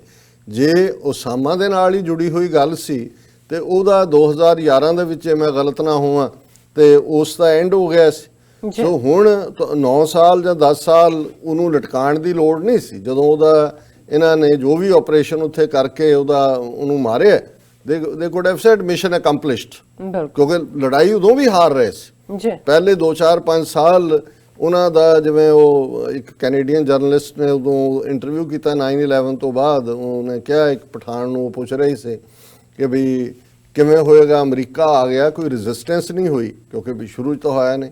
ਉਹਨੇ ਕਿਹਾ ਜੀ ਵੀ ਮੋਸਟ ਵੈਲਕਮ, ਆ ਜਾਣ, ਆਏ ਨੇ ਆਪਣੀ ਮਰਜ਼ੀ ਨਾਲ, ਪਰ ਜਾਣਗੇ ਸਾਡੀ ਮਰਜ਼ੀ ਨਾਲ, ਵੀ ਕਲੌਕ ਸਾਡੇ ਕੋਲ ਹੈ, ਟਾਈਮ ਅਸੀਂ ਸੈੱਟ ਕਰਾਂਗੇ। ਸੋ ਮੈਂ ਸਮਝਦਾ ਵੀ ਉਹਨਾਂ ਨੇ ਇਹ ਸਾਬਤ ਕੀਤਾ ਕਿ ਇਹਦੇ ਬਾਵਜੂਦ ਇਸ ਸਾਰੇ ਪੀਰੀਅਡ 'ਚ ਓਬਾਮਾ ਜਿਹੜਾ ਹੈ ਉਹ ਵੀ ਉਹਦੀਆਂ 2 ਟਰਮਸ ਰਹੀਆਂ, ਲੇਕਿਨ ਉਹ ਨਹੀਂ ਡੇਅਰ ਕਰ ਸਕਿਆ। ਔਰ ਇਵੈਂਚੁਅਲੀ ਟਰੰਪ ਨੇ ਆਪਣਾ ਹੁਣ 2020 ਫਿਰ ਖਲੋਣਾ ਉਹਨੇ। ਉਹਦਾ ਇੱਕ 2016 ਦੇ ਕੈਂਪੇਨ ਦਾ ਹਿੱਸਾ ਸੀ ਕਿ ਇਰਾਕ 'ਚੋਂ ਔਰ ਅਫਗਾਨਿਸਤਾਨ 'ਚੋਂ ਫੌਜ ਨੂੰ ਕੱਢਣਾ। ਔਰ ਜਦੋਂ ਟਰੰਪ ਇਹ ਕੈਂਪੇਨ ਕਰ ਰਿਹਾ ਸੀ, ਉਦੋਂ ਲਗਭਗ 8000 ਦੇ ਕਰੀਬ ਅਮਰੀਕਨ ਫੌਜ ਜਿਹੜੀ ਹੈ ਉਹ ਅਫਗਾਨਿਸਤਾਨ 'ਚ ਸੀ। ਜ਼ਾਹਰ ਹੈ ਉਹਨਾਂ ਨੇ ਬਹੁਤ ਸਾਰੀ ਟੈਕਨੋਲੋਜੀ ਔਰ ਦੂਜੇ ਦੇ ਨਾਲ ਚਾਰ ਚਫੇਰਾ ਕੰਟਰੋਲ ਜਿਹੜਾ ਹੈ ਉਹ ਨੰਬਰ ਤੇ ਨਹੀਂ ਜਾਣ ਦੀ ਗੱਲ, ਪਰ ਇਹ ਵੀ ਹਕੀਕਤ ਹੈ ਕਿ ਇਸ ਵੇਲੇ ਲਗਭਗ 65 ਤੋਂ 70% ਅਫਗਾਨਿਸਤਾਨ ਦਾ ਇਲਾਕਾ ਜਿਹੜਾ ਹੈ ਉਹ ਤਾਲਿਬਾਨ ਦੇ ਕੰਟਰੋਲ 'ਚ ਹੈ। ਹਾਲਾਂਕਿ ਇਸ ਪੀਰੀਅਡ 'ਚ ਅਮਰੀਕਾ ਨੇ ਉੱਥੇ ਸਰਕਾਰਾਂ ਜਿਹੜੀਆਂ ਨੇ ਉਹ ਬਣਾਈਆਂ, ਜਿਸ ਕਿਸਮ ਦੀ ਹਾਮਿਦ ਕਰਜ਼ਾਈ ਆਇਆ ਔਰ ਹੁਣ ਅਸੀਂ ਅਸ਼ਰਫ ਗਨੀ ਦੇਖਦੇ ਹਾਂ, ਔਰ ਇਹ ਸਾਰਿਆਂ ਦੇ ਥੱਲੇ, ਪਰ ਇਹ ਇਹਨਾਂ ਦੀ ਕਾਬਲ ਦੇ ਵਿੱਚ ਵੀ ਉਹ ਵੀ ਅਮਰੀਕਨ ਅੰਬਰੇਲਾ ਦੇ ਥੱਲੇ ਹੀ ਇਹਨਾਂ ਦੀ ਹੋਂਦ ਰਹੀ। ਇਵੈਂਚੁਅਲੀ ਜਿਹੜਾ ਹੈ ਉਹ ਬਹੁਤ ਵੱਡਾ ਹਿੱਸਾ ਆਲਮੋਸਟ 2/3 ਅਫਗਾਨਿਸਤਾਨ ਦਾ, ਸਾਊਥ ਅਫਗਾਨਿਸਤਾਨ ਤੋਂ ਲੈ ਕੇ ਕੰਧਾਰ ਵਾਲੇ ਪਾਸਿਓਂ ਇੱਧਰ ਤੱਕ, ਔਰ ਕਾਬਲ ਤੇ ਵੀ ਜਦੋਂ ਉਹ ਚਾਹਣ ਐਟ ਵਿਲ ਜਿਹੜੀ ਮਰਜ਼ੀ ਬਿਲਡਿੰਗ ਨੂੰ ਉਹ ਅਟੈਕ ਕਰਦੇ ਨੇ, ਨਿਸ਼ਾਨਾ ਬਣਾਉਂਦੇ ਨੇ। ਸੋ ਇਹ ਟਰੰਪ ਨੇ ਇਹ ਦੇਖਿਆ ਹੁਣ ਦੂਸਰੀ ਟਰਮ ਤੋਂ ਪਹਿਲਾਂ ਇਹ ਸਮਝੌਤਾ, ਔਰ ਇਸ ਦੇ ਲਈ ਫਿਰ ਉਹਨਾਂ ਨੇ ਲਗਭਗ 1 ਸਾਲ ਦੀ ਗੱਲਬਾਤ, ਔਰ ਬੇਸ਼ੱਕ ਤਾਲਿਬਾਨ ਨੂੰ ਦਹਿਸ਼ਤਗਰਦ ਬਣਾਇਆ ਹੋਇਆ ਸੀ, UN ਦੇ ਵਿੱਚ ਕਿੰਨੇ ਉਹਨਾਂ ਦੇ ਕਿੰਨਿਆਂ ਨੂੰ ਦਹਿਸ਼ਤਗਰਦ ਬਣਾਇਆ ਸੀ, ਬਿਲਕੁਲ ਕੱਟ ਆਫ ਕੀਤਾ ਹੋਇਆ ਸੀ, ਪਰ ਫਿਰ ਉਹਨਾਂ ਦੇ ਨਾਲ ਹੀ ਅਮਰੀਕਨਾਂ ਨੇ ਗੱਲਬਾਤ ਸ਼ੁਰੂ ਕੀਤੀ। ਦੋਹਾ ਕਤਰ ਦੇ ਵਿੱਚ ਤਾਲਿਬਾਨ ਦਾ ਦਫ਼ਤਰ ਬਣਿਆ, ਔਰ ਜਿਹੜਾ ਜ਼ਾਲਮੇ ਖਲੀਲਜ਼ਾਦ ਇਹ ਇਹਨਾਂ ਦਾ ਨੁਮਾਇੰਦਾ ਅਮਰੀਕਾ ਨੇ ਬਣਾਇਆ, ਜਿਹੜਾ UN ਦੇ ਵਿੱਚ ਵੀ ਕਦੇ ਉਹਨਾਂ ਦਾ ਰਿਪਰੈਜ਼ੈਂਟੇਟਿਵ ਰਿਹਾ। ਲੰਬੀ ਗੱਲਬਾਤ ਹੁੰਦੀ ਰਹੀ। ਅਫਗਾਨ ਜਦੋਂ ਉਹ ਜਿਹੜੇ ਨੇ ਮੇਜ਼ਬਾਨੀ ਦੇ ਵੀ ਬਾਦਸ਼ਾਹ ਨੇ, ਲੜਾਈ ਦੇ ਵੀ ਬਾਦਸ਼ਾਹ ਨੇ, ਨੈਗੋਸ਼ੀਏਸ਼ਨ ਦੇ ਵੀ ਬਾਦਸ਼ਾਹ ਨੇ, ਔਰ ਜਿਵੇਂ ਤਾਲਿਬਾਨ ਨੇ ਸਾਰਾ ਨੈਗੋਸ਼ੀਏਟ ਕੀਤਾ, ਉਹਨਾਂ ਨੇ ਅਮਰੀਕਨਾਂ ਦੀਆਂ ਲੀਕਾਂ ਕਢਾ ਦਿੱਤੀਆਂ। ਹਾਲਾਂਕਿ ਪਿਛਲੇ ਸਾਲ ਵੀ ਆਲਮੋਸਟ ਅਨਾਉਂਸ ਹੋ ਗਿਆ ਸੀ ਕਿ ਕੈਂਪ ਡੇਵਿਡ ਦੇ ਵਿੱਚ ਉਹਨਾਂ ਨੇ ਆਉਣਾ ਹੈ, ਉਹਨਾਂ ਦੀਆਂ ਟਿਕਟਾਂ ਵੀ ਸੀ, ਉਹਨਾਂ ਨੇ ਚੜ੍ਹਨਾ ਸੀ ਜਾਂ ਦੂਜਾ, ਲੇਕਿਨ ਇਹ ਜੋ ਚਾਹੁੰਦੇ ਸੀ ਉਹ ਤਾਲਿਬਾਨ ਨੇ ਅਖੀਰ ਤੱਕ ਉਹਨਾਂ ਨੇ ਇਹ ਦੱਸ ਦਿੱਤਾ ਹੈ ਕਿ ਵੀ ਇਹ ਵਾਰ ਆਫ ਨਰਵਸ ਕੀ ਹੁੰਦੀ ਹੈ। ਇੱਕ ਤਾਂ ਜੰਗ ਦੀ ਬੈਟਲ ਹੈ, ਉਹ ਤਾਂ ਉਹਨਾਂ ਨੇ ਜਿੱਤੀ, ਵਾਰ ਆਫ ਨਰਵਸ ਉਹ ਨੈਗੋਸ਼ੀਏਸ਼ਨ 'ਚ ਹੁੰਦੀ ਹੈ, ਉਹ ਵੀ ਉਹਨਾਂ ਨੇ ਜਿਹੜੀ ਹੈ ਜਿੱਤੀ ਹੈ।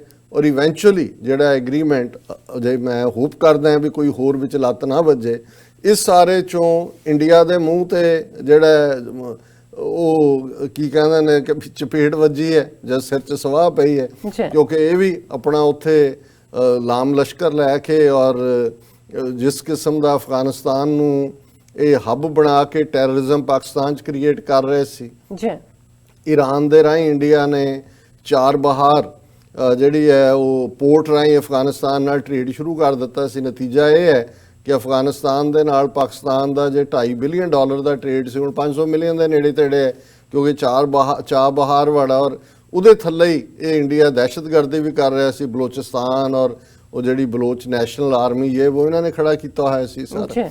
ਲੇਕਿਨ ਇਸ ਫਾਈਨਲ ਨੈਗੋਸ਼ੀਏਸ਼ਨ ਦੇ ਵਿੱਚ ਇੰਡੀਆ ਬਿਲਕੁਲ ਬਾਹਰ ਰਿਹਾ, ਕਿਉਂਕਿ ਔਰ ਬੇਸ਼ੱਕ ਜੋ ਕਿਹਾ ਤਾਂ ਇਹ ਜਾ ਰਿਹਾ ਵੀ ਜਿਹੜਾ ਇਹਦਾ ਮਸੌਦਾ ਹੈ, ਜਿਹੜਾ ਡਰਾਫਟ ਐਗਰੀਮੈਂਟ ਹੈ, ਪਾਕਿਸਤਾਨ ਨੂੰ ਨਹੀਂ ਦਿਖਾਇਆ ਗਿਆ, ਪਰ ਪਾਕਿਸਤਾਨ ਜਿਹੜਾ ਮੇਨ ਇਸ ਦੇ ਵਿੱਚ ਪਹਿਲਾਂ ਵੀ ਰੋਲ ਸੀ, ਨੈਗੋਸ਼ੀਏਸ਼ਨ ਟੇਬਲ ਤੱਕ ਲਿਆਉਣ ਤੇ ਵੀ ਰਿਹਾ। ਜਦੋਂ ਇਮਰਾਨ ਖਾਨ ਨੂੰ ਟਰੰਪ ਨੇ ਸਪੈਸ਼ਲੀ ਵਾਸ਼ਿੰਗਟਨ ਸੱਦਿਆ, ਉਹ ਕਸ਼ਮੀਰ ਤਾਂ ਵਿੱਚੋਂ ਨਿਕਲ ਆਇਆ ਕਿਉਂਕਿ ਇਹਨਾਂ ਦੀ ਆਪਣੀ ਕੀ ਬਦਨੀਅਤੀ ਸੀ ਅਮਰੀਕਨਾਂ ਦੀ, ਲੇਕਿਨ ਮਕਸਦ ਉਹੀ ਜਿਹੜਾ ਤਾਲਿਬਾਨ ਨਾਲ ਡਾਇਲੌਗ ਜਿਹਦੇ 'ਚ ਡੈਡਲੌਕ ਸੀ ਉਹਨੂੰ ਅੱਗੇ ਤੋਰਨ ਦਾ ਸੀ। ਔਰ ਹੁਣ ਵੀ 2 ਦਿਨ ਪਹਿਲਾਂ ਹੀ ਜਿਹੜੇ ਨੇ ਇਮਰਾਨ ਖਾਨ ਉਹ ਦੋਹਾ ਆਏ ਨੇ ਕਤਰ, ਔਰ ਕਤਰ ਦੇ ਅਮੀਰ ਨੂੰ ਮਿਲੇ, ਔਰ ਜ਼ਾਹਰ ਹੈ ਕਿ ਜੀ ਰੀਜਨਲ ਡਿਵੈਲਪਮੈਂਟ ਤੇ ਉਹ ਦੇ ਥੱਲੇ। ਹੁਣ ਸਵਾਲ ਇਹ ਹੈ ਕਿ ਵੀ ਕੀ ਜਿਹੜਾ ਐਗਰੀਮੈਂਟ ਕੱਲ ਸਾਈਨ ਹੋਣ ਜਾ ਰਿਹਾ ਹੈ, ਔਰ ਉਹ ਕਿਉਂਕਿ ਅਸੀਂ ਵੀਕਐਂਡ ਤੋਂ ਬਾਅਦ ਪ੍ਰੋਗਰਾਮ ਕਰਨਾ ਹੈ ਉਹਦੇ 'ਚ, ਕਿ ਉਹਦੀਆਂ ਕੀ ਮੱਦਾਂ ਨੇ, ਉਸ ਦੀ ਇੰਪਲੀਮੈਂਟੇਸ਼ਨ ਹੋ ਸਕੇਗੀ ਕਿ ਅਫਗਾਨਿਸਤਾਨ ਜਿਹੜਾ 20 ਸਾਲ ਪਹਿਲਾਂ ਜਿਹੜਾ 1980 ਤੋਂ ਲੈ ਕੇ ਝੁਲਸਿਆ ਰਿਹਾ ਉਸ ਵਾਇਲੈਂਸ ਦੇ ਵਿੱਚ, ਔਰ ਹੁਣ ਵੀ ਪਿਛਲੇ 20 ਸਾਲ ਤੋਂ ਕੀ ਲਗਭਗ 25-30 ਮਿਲੀਅਨ ਅਫਗਾਨ ਚੈਨ ਦੇ ਨਾਲ ਆਪਣੀ ਡਿਵੈਲਪਮੈਂਟ, ਆਪਣਾ ਤਰੱਕੀ ਵੱਲ ਜਿਹੜਾ ਉਹ ਗਾਮਜ਼ਨ ਹੋਣਗੇ, ਇਹ ਸਾਰੇ ਸਵਾਲ ਨੇ। ਸੋ ਜਿਹੜਾ ਕਿਉਂਕਿ ਅਜੇ ਤਾਂ ਮਸੌਦਾ ਕੀ ਹੈ ਉਹ ਤਾਂ ਜੇ ਪਾਕਿਸਤਾਨ ਨੂੰ ਨਹੀਂ ਦਿਖਾਇਆ, ਸਾਨੂੰ ਵੀ ਕੀ ਦਿਖਾਣਾ ਉਹਨਾਂ ਨੇ, ਲੇਕਿਨ ਜੋ ਚਰਚਾ 'ਚ ਹੈ ਵੀ ਕੀ ਹੋਏਗਾ, ਜ਼ਾਹਰ ਹੈ ਕਿ ਅਮਰੀਕਾ ਦੇ 13,000 ਦੇ ਕਰੀਬ ਉੱਥੇ ਸੋਲਜਰ ਗਰਾਊਂਡ ਤੇ ਨੇ, ਔਰ 5,000 ਦੇ ਕਰੀਬ ਜਿਹੜੇ ਨੇ ਉਹ ਰਹਿਣਗੇ ਉੱਥੇ। 8,000 ਜਿਹੜਾ ਆਉਣ ਵਾਲੇ ਕੁਝ ਮਹੀਨਿਆਂ ਦੇ ਵਿੱਚ, ਸ਼ਾਇਦ 6 ਮਹੀਨੇ ਦਾ ਟਾਈਮ ਹੈ, ਉਹਦੇ 'ਚ ਉਹ ਉੱਥੋਂ ਨਿਕਲਣਗੇ, ਔਰ ਇਵੈਂਚੁਅਲੀ ਸਾਰੇ ਅਮਰੀਕੀ ਔਰ ਨੈਟੋ ਫੋਰਸਿਸ ਉੱਥੋਂ ਨਿਕਲਣਗੀਆਂ। ਸੋ ਇੱਕ ਪਾਰਟ ਤਾਂ ਜਿਹੜੀ ਤਾਲਿਬਾਨ ਦੀ ਇਹ ਸ਼ਰਤ ਸੀ ਕਿ ਟੂ ਦਾ ਲਾਸਟ ਮੈਨ, ਬੇਸ਼ੱਕ ਟਾਈਮ ਫਰੇਮ ਉਹਨਾਂ ਨੇ ਬਣਾ ਲਿਆ, ਇਮੀਡੀਏਟਲੀ ਉਹਨਾਂ ਨੇ ਨਹੀਂ ਜਾਣਾ ਹੈ, 13,000 ਚੋਂ 8,000 ਆ ਜਾਣਗੇ ਔਰ ਬਾਕੀ ਹੌਲੀ ਹੌਲੀ ਨਿਕਲਣਗੇ। ਔਰ ਇਹੀ ਫਿਗਰ ਜਿਹੜੀ ਹੈ ਇਹ ਟਰੰਪ ਦੇ ਆਉਣ ਦੇ ਵੇਲੇ ਸੀ, ਜਦੋਂ ਆਈ 5,000 ਬਾਅਦ 'ਚ ਭੇਜੇ ਗਏ ਸੀ। ਫਿਰ ਅਸੀਂ ਦੇਖਦੇ ਹਾਂ ਕਿ ਵੀ ਇਹ ਗੱਲਬਾਤ ਅੱਗੋਂ ਹੋਏਗੀ। ਹੁਣ ਜਿਹੜੀ ਅਸ਼ਰਫ ਗਨੀ ਔਰ ਜਿਹੜੇ ਉੱਥੇ ਬਿਠਾਏ ਹੋਏ ਨੇ ਅਮਰੀਕਾ ਨੇ ਇੱਕ ਸਟੇਜ ਤੇ, ਤਾਲਿਬਾਨ ਉਹਨਾਂ ਨਾਲ ਗੱਲ ਵੀ ਨਹੀਂ ਕਰਨਾ ਚਾਹੁੰਦੇ ਸੀ। ਹੁਣ ਉਹਨਾਂ ਨੇ ਕਿਹਾ ਜੀ ਠੀਕ ਹੈ, ਅਸੀਂ ਇੰਟਰਾ ਅਫਗਾਨ ਡਾਇਲੋਗ, ਕਿ ਜਿਹੜੇ ਉਹਨਾਂ ਦੇ ਅੱਡ-ਅੱਡ ਕਬੀਲੇ ਨੇ ਉਹਨਾਂ ਦੇ ਵਿੱਚ ਹਕੂਮਤੀ ਨਿਜ਼ਾਮ ਨੂੰ ਵੀ ਉਹ ਇੱਕ ਕਬੀਲੇ ਦੇ ਤੌਰ ਤੇ ਡੀਲ ਕਰਨਗੇ, ਸਰਕਾਰ ਦੀ ਰੇਟੋ ਨਹੀਂ ਮੰਨਦੇ। ਔਰ ਬਾਕੀ ਧਿਰਾਂ ਵੀ ਨੇ, ਜੇ ਉੱਥੇ ਸ਼ੀਏ ਵੀ ਨੇ, ਜ਼ਾਹਰ ਹੈ ਈਰਾਨ ਦਾ ਇੰਟਰਸਟ ਉਹਦੇ ਨਾਲ ਹੈ। ਔਰ ਇਸ ਸਾਰੇ ਸਮਝੌਤੇ 'ਚ ਭਾਵੇਂ ਸਮਝੌਤਾ ਅਮਰੀਕਾ ਔਰ ਤਾਲਿਬਾਨ ਦੇ ਵਿਚਾਲੇ ਹੋ ਰਿਹਾ ਹੈ, ਪਰ ਰਸ਼ੀਆ ਵੀ ਇਨਵੋਲਵ ਹੈ ਕਿਤੇ ਨਾ ਕਿਤੇ, ਈਰਾਨ ਦਾ ਵੀ ਇਨਫਲੂਐਂਸ ਤਾਲਿਬਾਨ ਤੇ ਹੈ, ਚਾਈਨਾ ਦਾ ਵੀ ਹੈ, ਔਰ ਪਾਕਿਸਤਾਨ ਦਾ ਤਾਂ ਹੈ ਹੀ ਹੈ ਕਿਉਂਕਿ ਚਾਈਨਾ ਨਾਲ ਬਾਰਡਰ ਲੱਗਦਾ ਹੈ।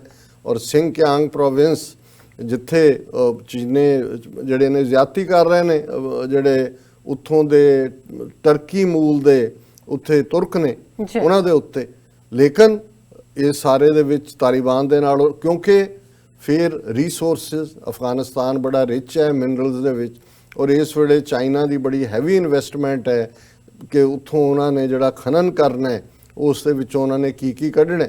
ਰਸ਼ੀਆ ਨਾਲ ਬੇਸ਼ੱਕ ਬਾਰਡਰ ਨਹੀਂ ਲੱਗਦਾ ਪਰ ਉਹਨਾਂ ਦਾ ਬੈਕਯਾਰਡ ਹੈ ਇਨ ਏ ਵੇ, ਉਹਨਾਂ ਨੇ ਵੀ ਦੇਖਣਾ ਕਿ ਭਾਈ ਉੱਥੇ ਕੀ ਹੁੰਦਾ ਹੈ। ਅਮਰੀਕਾ ਉੱਥੋਂ ਬੇਸ਼ੱਕ ਤਾਲਿਬਾਨ ਦੇ ਨਾਲ ਉਹ ਪੈਸੇ ਵੀ ਦੇਗਾ ਮੈਨੂੰ ਲੱਗਦਾ ਆਉਣ ਵਾਲੇ ਪੀਰੀਅਡ, ਕਿਉਂਕਿ ਚਾਈਨਾ ਇੰਪੋਰਟੈਂਟ ਹੋਣ ਕਰਕੇ ਜੇ ਇੰਡੀਆ ਦੇ ਨਾਲ ਇਸ ਲੈਵਲ ਦੀ ਰਿਲੇਸ਼ਨਸ਼ਿਪ ਅਮਰੀਕਾ ਡਿਵੈਲਪ ਕਰ ਰਿਹਾ, ਅੱਖਾਂ ਬੰਦ ਕਰਕੇ ਉਹਨਾਂ ਦੀ ਹਮਾਇਤ ਕਰ ਰਿਹਾ। ਸੋ ਇਹ ਔਰ ਇਹ ਵੀ ਤਾਲਿਬਾਨ ਦਾ ਉਹਨਾਂ ਦਾ ਇੱਕ ਕਰੈਕਟਰ ਹੈ ਕਿ ਉਹਨਾਂ ਨੇ ਜਿਹਨਾਂ ਨੇ ਮਾਰੇ ਨੇ ਅਲਟੀਮੇਟਲੀ ਜੇ ਉਹਨਾਂ ਨੂੰ ਲੱਗਦਾ ਹੈ ਕਿ ਭਾਈ ਉਹਦੇ 'ਚੋਂ ਉਹਨਾਂ ਦਾ ਮਫਾਦ ਨਿਕਲ ਸਕਦਾ ਹੈ, ਤੇ ਉਹ ਮੇਰਾ ਖਿਆਲ ਹੈ ਕਿ ਵੀ ਇਹ ਸਮਝੌਤਾ ਵਰਕਆਊਟ ਹੋਣਾ ਚਾਹੀਦਾ ਹੈ। ਬਿਲਕੁਲ, ਕਿਉਂਕਿ ਤਾਲਿਬਾਨ ਵੀ ਸਿਆਣੇ ਹੋਏ ਨੇ, ਉਹਨਾਂ ਨੇ ਵੀ ਦੇਖਿਆ ਵੀ ਖੂਨ ਖਰਾਬਾ ਅਲਟੀਮੇਟਲੀ ਇਹੀ ਲੋਕਾਂ ਨੇ ਦੇਖਿਆ, ਉਹਦੇ ਤੋਂ ਉਹਨਾਂ ਦਾ ਛੁਟਕਾਰਾ ਹੋਏ।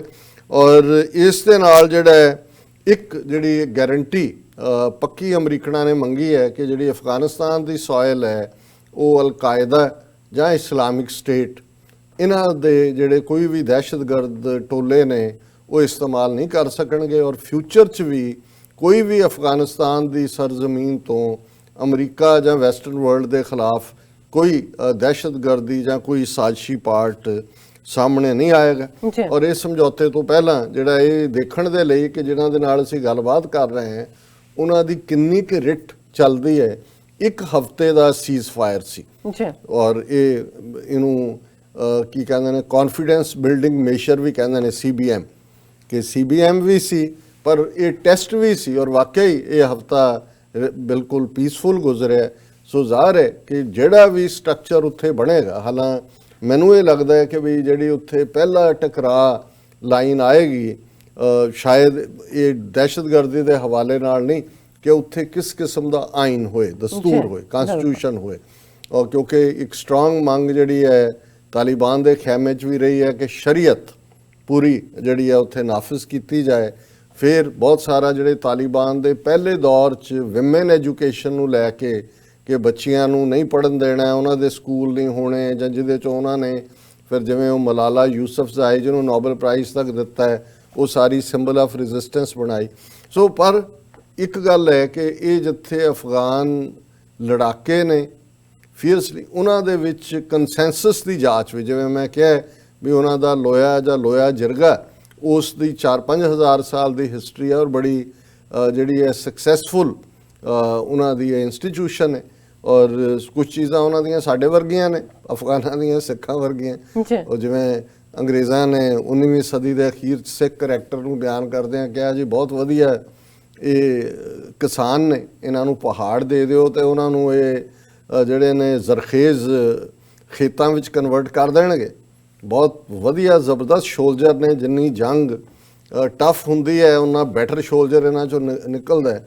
ਬਟ ਅਬਵ ਆਲ ਦੇ ਲਵ ਕੰਸਪੀਰੇਸੀ, ਵੀ ਸੁਭਾਅ ਕਰਕੇ ਵੀ ਇਹ ਜ਼ਰੂਰ ਹੈ ਵੀ ਇੱਕ ਦੂਜੇ ਦੇ ਖਿਲਾਫ ਸਾਜ਼ਿਸ਼ ਜ਼ਰੂਰ ਕਰਦਾ ਹੈ ਵੀ ਉਹਨੂੰ ਠਿੱਬੀ ਕਿਵੇਂ ਲਾਉਣੀ ਹੈ।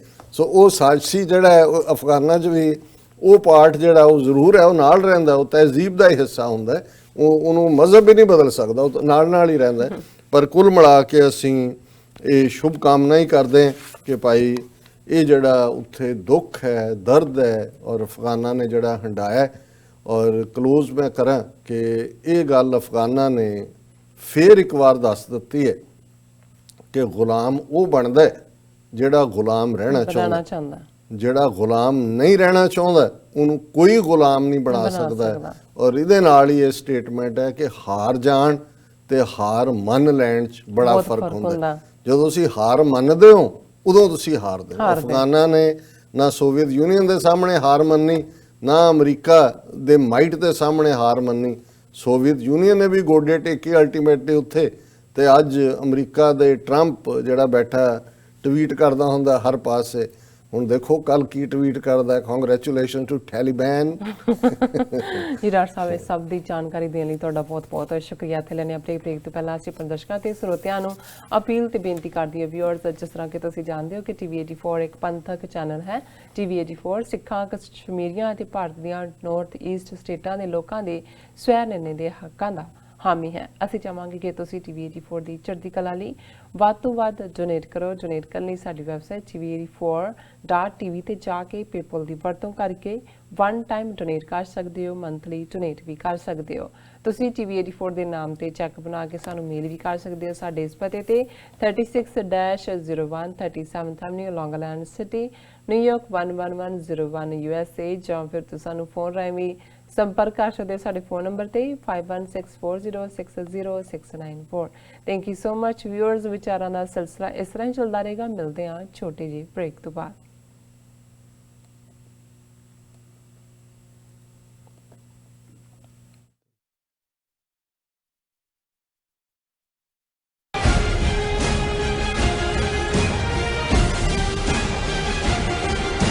ਕੀ ਤੁਹਾਨੂੰ 30, 40 ਜਾਂ 50 ਦਿਨ ਵੇਟ ਕਰਨੀ ਪੈ ਰਹੀ ਹੈ ਤੁਹਾਡੇ ਚੈੱਕ ਲਈ? ਫਿਰ ਬ੍ਰੋਕਰਾਂ ਪਿੱਛੇ ਭੱਜਦੇ ਫਿਰਦੇ ਹੋ ਪੈਸੇ ਲਈ। ਬਹੁਤ ਜ਼ਿਆਦਾ ਟਾਈਮ ਵੇਸਟ ਹੋ ਜਾਂਦਾ ਇੱਦਾਂ ਤਾਂ। ਜੇ ਤੁਸੀਂ ਅੱਜ ਹੀ ਪੈਸੇ ਲੈਣੇ ਤਾਂ ਬੌਬਟੇਲ ਨੂੰ ਕਾਲ ਕਰੋ। ਬੌਬਟੇਲ ਤੁਹਾਡੀਆਂ ਇਨਵੋਇਸਿਸ ਸੇਮ ਡੇ ਫੰਡ ਕਰ ਸਕਦੇ ਹਾਂ for a small fee, no contract, no reserve and no hidden fees। ਅੱਜ ਹੀ ਕਾਲ ਕਰੋ ਬੌਬਟੇਲ ਨੂੰ ਤੇ ਤੁਹਾਡਾ ਪਹਿਲਾ ਮਹੀਨਾ free. 410 204 2084। Again 410 204 2084। Are you tired of property violations, ECB court hearings wasting your time? AM Expediting Drafting and Design is the solution for your problems. AM Expediting Drafting and Design offers services that range from architectural drawings to expediting services to DOB, FDNY, and other agencies. Or visit their location at 116-15 Myrtle Avenue in Richmond Hill. Call AM Expediting Drafting and Design now at 718-725-0059. ਕੀ ਤੁਸੀਂ ਰੋਜ਼ਾਨਾ ਕੰਮ ਤੇ ਆਪਣਾ ਵਧੇਰੇ ਸਮਾਂ ਬਿਤਾਉਣ ਤੋਂ ਪਰੇਸ਼ਾਨ ਹੋ? ਆਪਣੀ ਪੂੰਜੀ ਨੂੰ ਕੰਮ ਤੇ ਲਗਾਓ, ਸਾਡੇ ਨਾਲ ਇਨਵੈਸਟ ਕਰੋ। ਅਸੀਂ ਤੁਹਾਡੀ ਪੂੰਜੀ ਤੋਂ ਤੁਹਾਡੇ ਲਈ ਵਧੇਰੇ ਪੈਸੇ ਬਣਾ ਸਕਦੇ ਹਾਂ। ਅਸੀਂ ਪ੍ਰਾਈਵੇਟ ਇਕੁਇਟੀ ਇਨਵੈਸਟਮੈਂਟ ਫਰਮ ਹਾਂ ਤੇ ਕਮਰਸ਼ੀਅਲ ਰੀਅਲ ਏਸਟੇਟ ਵਿੱਚ ਮਾਹਿਰ ਹਾਂ। Property management, leasing, asset management, commercial real estate investment ਵਿੱਚ ਸਾਰੀਆਂ ਸੇਵਾਵਾਂ ਲਈ ਅਮਰੀਕਾ ਭਰ ਵਿੱਚੋਂ ਤੁਸੀਂ ਸਾਡੇ ਤੱਕ ਪਹੁੰਚ ਕਰ ਸਕਦੇ ਹੋ। ਆਜ਼ਾਦ ਕਮਰਸ਼ੀਅਲ ਰੀਅਲਟੀ ਸਰਵਿਸਿਜ਼ ਤੇ Azad family trust, 701 North Post Oak Road, Suite number 204, Houston, Texas. ਤੁਸੀਂ ਸਾਨੂੰ ਸਾਡੇ ਫੋਨ ਨੰਬਰ 7136861277 ਤੇ ਵੀ ਸੰਪਰਕ ਕਰ ਸਕਦੇ ਹੋ। ਆਜ਼ਾਦ ਕਮਰਸ਼ੀਅਲ ਰੀਅਲਟੀ ਸਰਵਿਸਿਜ਼।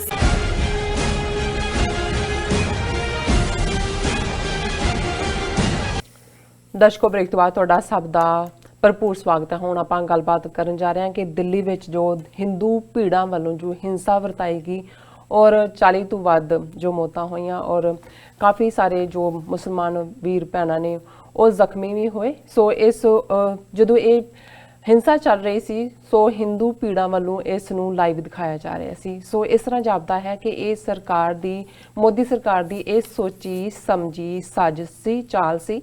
ਸੋ ਇਸ ਉੱਪਰ ਆਪਾਂ ਹੁਣ ਗੱਲਬਾਤ ਕਰਨ ਜਾ ਰਹੇ ਹਾਂ। ਸੋ ਅਸੀਂ ਚਾਹਾਂਗੇ ਕਿ ਤੁਸੀਂ ਸਾਡੇ ਨਾਲ ਇਸੇ ਤਰ੍ਹਾਂ ਹੀ ਬਣੇ ਰਹਿਣਾ। ਦੇਖਣ ਸੁਣਨ ਲਈ ਐਂਡ ਲਿਖਣ ਲਈ ਤੁਹਾਡਾ ਸਭ ਦਾ ਬਹੁਤ ਬਹੁਤ ਸ਼ੁਕਰੀਆ। ਜੀ ਡਾਕਟਰ ਸਾਹਿਬ, ਕੀ ਕਹਿਣਾ ਚਾਹੋਗੇ? ਦੇਖੋ, ਦਿੱਲੀ ਦੇ ਵਿੱਚ ਮੌਤਾਂ ਦਾ ਸਿਲਸਿਲਾ ਲਗਾਤਾਰਤਾ ਨਾਲ ਜਾਰੀ ਹੈ। ਜੀ। ਹੁਣ ਇਹ ਗਿਣਤੀ 44 ਤੱਕ ਪਹੁੰਚ ਗਈ ਹੈ। ਔਰ ਇਹ ਵੀ ਹੈ ਇੱਕਾ ਦੁੱਕਾ ਹਿੰਸਾ ਦੀਆਂ ਘਟਨਾਵਾਂ ਜਿਨ੍ਹਾਂ ਦੇ ਵਿੱਚ ਜਿਵੇਂ ਮੈਂ ਕਿਤੇ ਦੇਖ ਰਿਹਾ ਸੀ ਕਿ 2 ਭਰਾ ਜਿਹੜੇ ਕਿ ਆਪਣੇ ਰਿਸ਼ਤੇਦਾਰਾਂ ਨੂੰ ਮਿਲਣ ਦੇ ਲਈ ਇੱਕ ਆਬਾਦੀ 'ਚ ਆਏ ਔਰ ਉੱਥੇ ਪਹੁੰਚੇ ਨਹੀਂ, ਘਰਦਿਆਂ ਨੇ ਪਤਾ ਕੀਤਾ, ਮੁੜ ਕੇ ਉਹਨਾਂ ਦੀਆਂ ਲਾਸ਼ਾਂ ਹਸਪਤਾਲ ਚੋਂ ਜਿਹੜੀਆਂ ਨੇ ਉਹ ਗਟਰ 'ਚ ਸੁੱਟੀਆਂ ਸੀ, ਉੱਥੋਂ ਕੱਢ ਕੇ ਉਹਨਾਂ ਨੂੰ ਦਿਖਾਈਆਂ ਗਈਆਂ ਤਾਂ ਉਹਨਾਂ ਦੇ ਉਹ ਸੀ। ਔਰ ਜਿਹੜਾ ਈਵਨ ਕੋਈ ਆਵਾਜ਼ ਵੀ ਉਠਾਉਂਦਾ, ਉਹਨਾਂ ਦਾ ਇੱਕ ਮੁਹੱਲਾ ਜਿਹਦਾ ਕੌਂਸਲਰ ਦਿੱਲੀ ਔਰ ਆਮ ਆਦਮੀ ਪਾਰਟੀ ਨਾਲ ਤਾਹਿਰ ਹੁਸੈਨ ਜ਼ਾਹਰ ਹੈ ਉਹਦਾ ਇੱਕ ਚੰਗਾ ਘਰ ਸੀ, ਉਹਦੇ ਘਰ ਵੱਲ ਜਦੋਂ ਭੀੜ ਉਸ ਪਾਸੇ ਵੱਲ ਤੁਰੀ ਤਾਂ ਉਹਨੇ ਆਪਣਾ ਪ੍ਰਬੰਧ ਕੀਤਾ ਹੋਇਆ ਸੀ। ਸੋ ਉਹਦੇ ਤੇ ਉਹਨਾਂ ਨੇ ਜਿਵੇਂ ਜਾਵੇਦ ਅਖਤਰ, ਇਹ ਸ਼ਬਾਨਾ ਆਜ਼ਮੀ ਦਾ ਹਸਬੈਂਡ, ਕੈਫੇ ਆਜ਼ਮੀ ਦਾ ਦਾਮਾਦ ਔਰ ਆਪਣੀ ਕੈਪੈਸਿਟੀ ਜਾਵੇਦ ਅਖਤਰ ਬਹੁਤ ਸਾਰੀਆਂ ਫਿਲਮਾਂ ਦਾ ਸਕ੍ਰਿਪਟ ਰਾਈਟਰ, ਪੋਇਟ ਔਰ ਪਾਕਿਸਤਾਨ ਦੇ ਖਿਆਲਾਂ ਦਾ ਬਿਲਕੁਲ ਆਪੋਜ਼ਿਟ। ਈਵਨ ਜਦੋਂ ਸ਼ਬਾਨਾ ਔਰ ਜਾਵੇਦ ਅਖਤਰ ਪਾਕਿਸਤਾਨ ਵੀ ਗਏ, ਮੈਂ ਇੱਕ ਦੇਖ ਰਿਹਾ ਸੀ ਟਾਕ ਸ਼ੋਅ ਤੇ ਬੀਬੀ ਨੇ ਪੁੱਛਿਆ ਤਾਂ ਉਹਨੇ ਇਸ ਤਰ੍ਹਾਂ ਉਹਨੂੰ ਝਾੜਿਆ ਕਿ ਜਿਵੇਂ 47 ਦੇ ਵਿੱਚ ਕਾਇਦੇ ਆਜ਼ਮ ਨੇ ਗੁਨਾਹ ਕੀਤਾ ਪਾਕਿਸਤਾਨ ਲੈ ਕੇ। ਹੁਣ ਇੰਨਾ ਕੁਛ ਹੋਣ ਦੇ ਬਾਵਜੂਦ ਸਿਰਫ ਉਹਨੂੰ ਤਾਹਿਰ ਹੁਸੈਨ ਦੇ ਘਰ ਨੂੰ ਸੀਲ ਕੀਤਾ ਹੈ ਪੁਲਿਸ ਨੇ।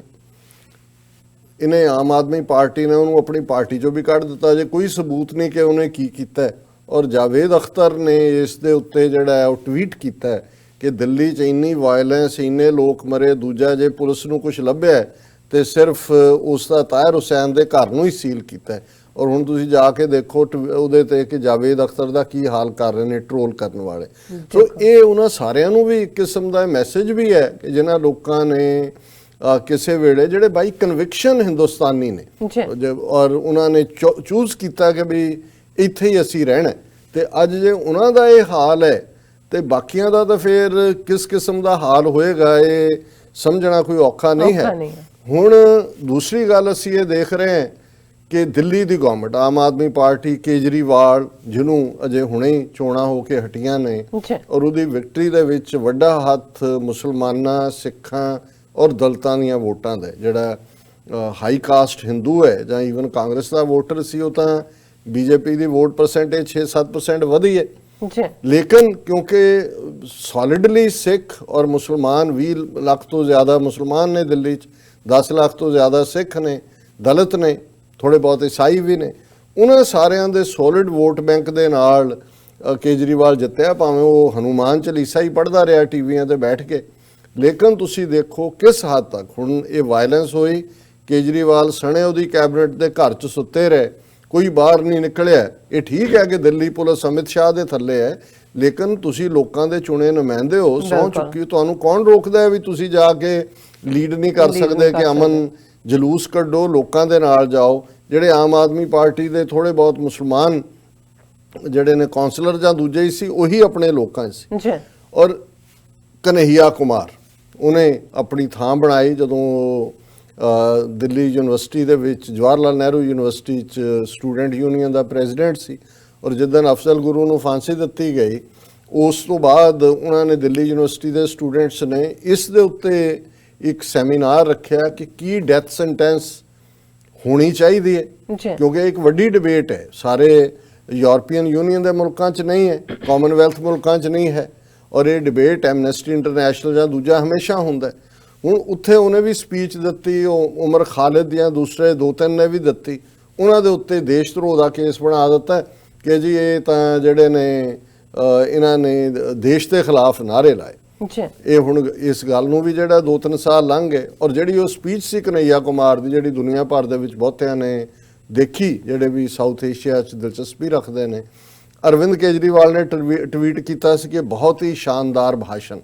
ਔਰ ਦੂਸਰਾ, ਕਿਉਂਕਿ ਹੋਮ ਮਿਨਿਸਟਰੀ ਨੇ ਕੇਸ ਰਜਿਸਟਰ ਪਾਇਆ ਪੁਲਿਸ ਰਾਹੀਂ ਦੇਸ਼ ਧਰੋਹ ਦਾ, ਲੇਕਿਨ ਦੇਸ਼ ਧਰੋਹ ਦਾ ਕੇਸ ਉਦੋਂ ਚੱਲਦਾ ਹੈ ਜਦੋਂ ਕਿ ਜਿਹੜੀ ਸਟੇਟ ਹੈ ਜਿਹਦੇ 'ਚ ਕਿ ਉਹ ਵਾਕਿਆ ਹੋਇਆ ਉਹ ਉਹਦੀ ਪਰਮਿਸ਼ਨ ਦੇ।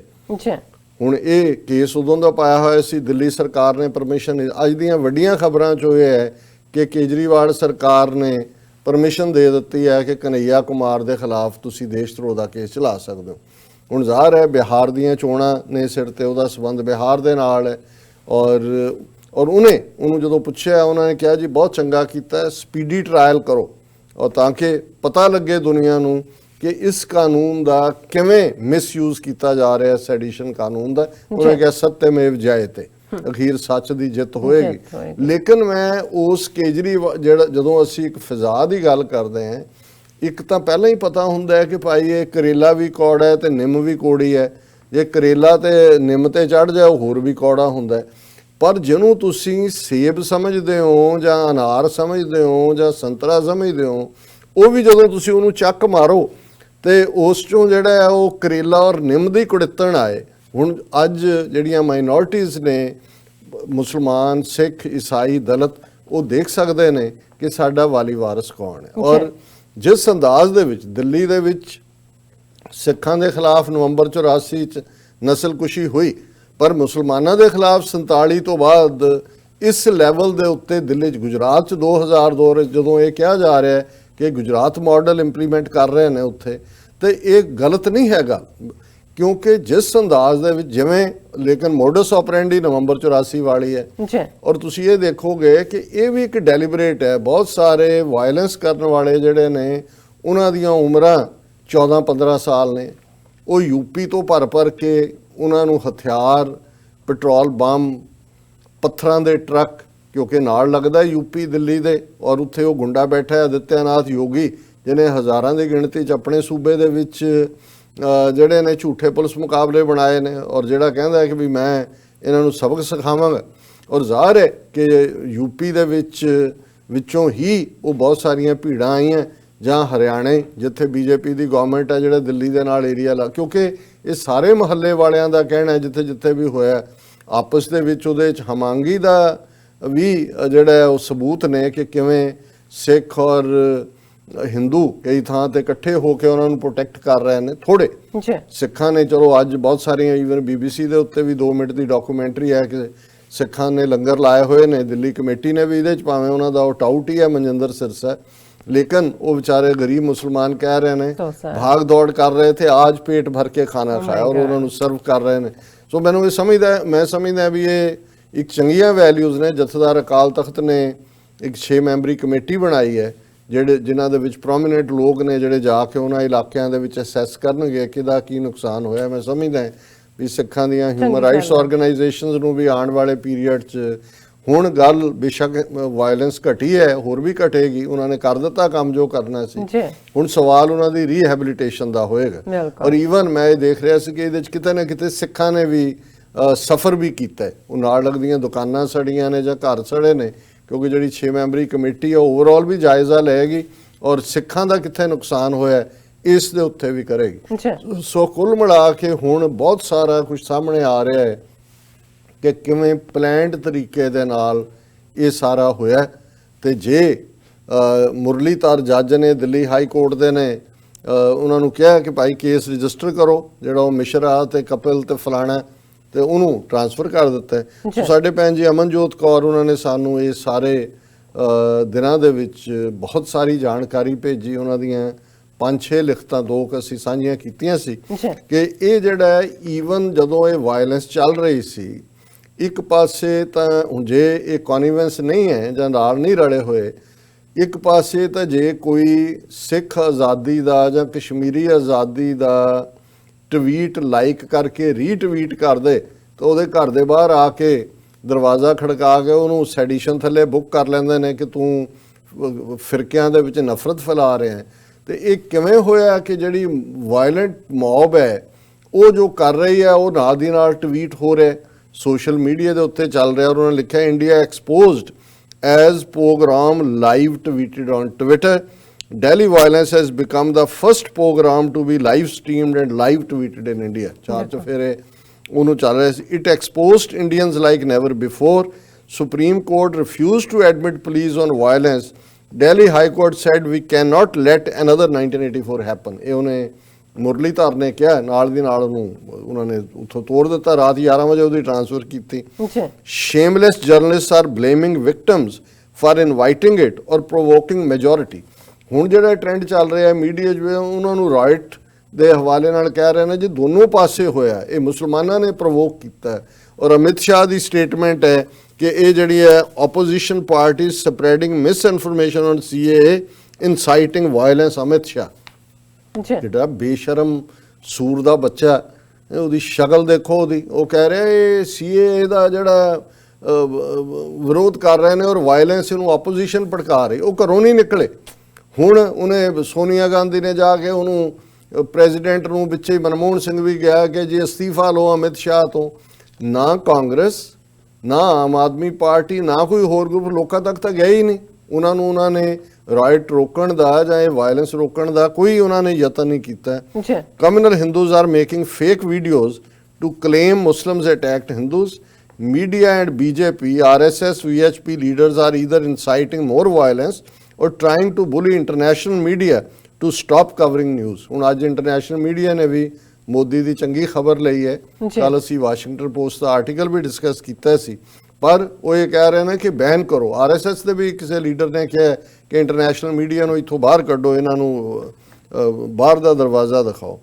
ਮੇਲ ਜਰਨਲਿਸਟ ਵਰ shot and females were given rape threats by even women and threatened to stop shooting videos or taking pictures of Hindu rioters in Delhi। और किन्ने जर्नलिस्ट ਜ਼ਖਮੀ ਨੇ।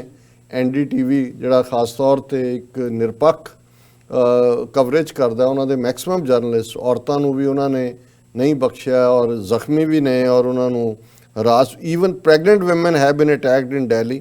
hospitals are being stopped from taking Muslim patients ਔਰ ਐਂਬੂਲੈਂਸਿਸ being ਅਟੈਕਡ ਬਾਈ ਗੂਨਸ। ਦੇਖੋ ਹੁਣ ਮੈਂ ਦੇਖ ਰਿਹਾ ਵੀ ਸਾਰੇ ਹੀ ਜਿਹੜੀਆਂ ਡੈਥਸ ਵੀ ਹੋ ਰਹੀਆਂ ਨੇ ਜ਼ਖਮੀਆਂ ਦੀਆਂ, ਮੈਕਸਿਮਮ 80% ਹੀ ਵੂੰਡਡ ਗੁਰੂ ਤੇਗ ਬਹਾਦਰ ਹਸਪੀਟਲਸ ਨੇ। ਇਹਦਾ ਮਤਲਬ ਇਹ ਹੈ ਕਿ ਦੂਜੇ ਹਸਪੀਟਲਸ ਵਾਲੇ ਮਰੀਜ਼ ਵੀ ਨਹੀਂ ਲੈਂਦੇ, ਨਹੀਂ ਰਹਿ ਰਹੇ। ਔਰ ਇੱਥੇ ਗੁਰੂ ਤੇਗ ਬਹਾਦਰ ਸਿੱਖਾਂ ਦੇ ਨਾਲ ਜੁੜਿਆ ਹੋਇਆ ਹੈ, ਇੱਥੇ ਉਹ ਕਹਿੰਦੇ ਉਹ ਇਨਕਾਰ ਨਹੀਂ ਕਰਦੇ ਔਰ ਇਸ ਲਈ ਉੱਥੇ ਆ ਰਹੇ ਨੇ। Doctors and lawyers helping Muslims are being threatened by mobs or blocked by police। जब पुलिस उन्होंने धमकी देती है या mob। Hindus forwarding messages saying 1984 में खालिस्तानियों को भगाया, अब जिहादियों की वारी है। कह रहे हैं कि जी उन्होंने पहले सिखा ਨੂੰ सब सिखाया ਸੀ, ਹੁਣ ਜਿਹਾਦੀਆਂ ਨੂੰ ਅਸੀਂ ਕਰ ਰਹੇ ਹਾਂ। ब्रह्मचलानी, R. Jagannathan, former editors, diplomats, veterans are posting filthiest communal tweets to justify violence and blame minorities। ਇਹ ਹੁਣ ਬ੍ਰਹਮਚਲਾਨੀ ਐਸੋਸੀਏਟਡ ਪ੍ਰੈਸ ਦਾ ਇਹਨੂੰ ਅਵਾਰਡ ਮਿਲਿਆ ਹੋਇਆ, ਪਰ ਇਸ ਵੇਲੇ ਸਾਰੇ ਹਿੰਦੂਤਵੀਆਂ ਦੀ ਪੇ ਰੋਲ ਤੇ ਨੇ। If anyone was in doubt about what happened in 1980s, they are free to see Indian social media now or TV channels now to see real mentality and modus operandi of cover-up, incitement, victim blaming। ਕਿ ਜਿਨ੍ਹਾਂ ਨੂੰ 1980 ਬਾਰੇ ਨਹੀਂ ਸੀ ਪਤਾ ਕਿ ਸਿੱਖਾਂ ਨਾਲ ਕੀ ਹੋਇਆ ਹੋਵੇਗਾ, ਹੁਣ ਦੇਖ ਲਓ।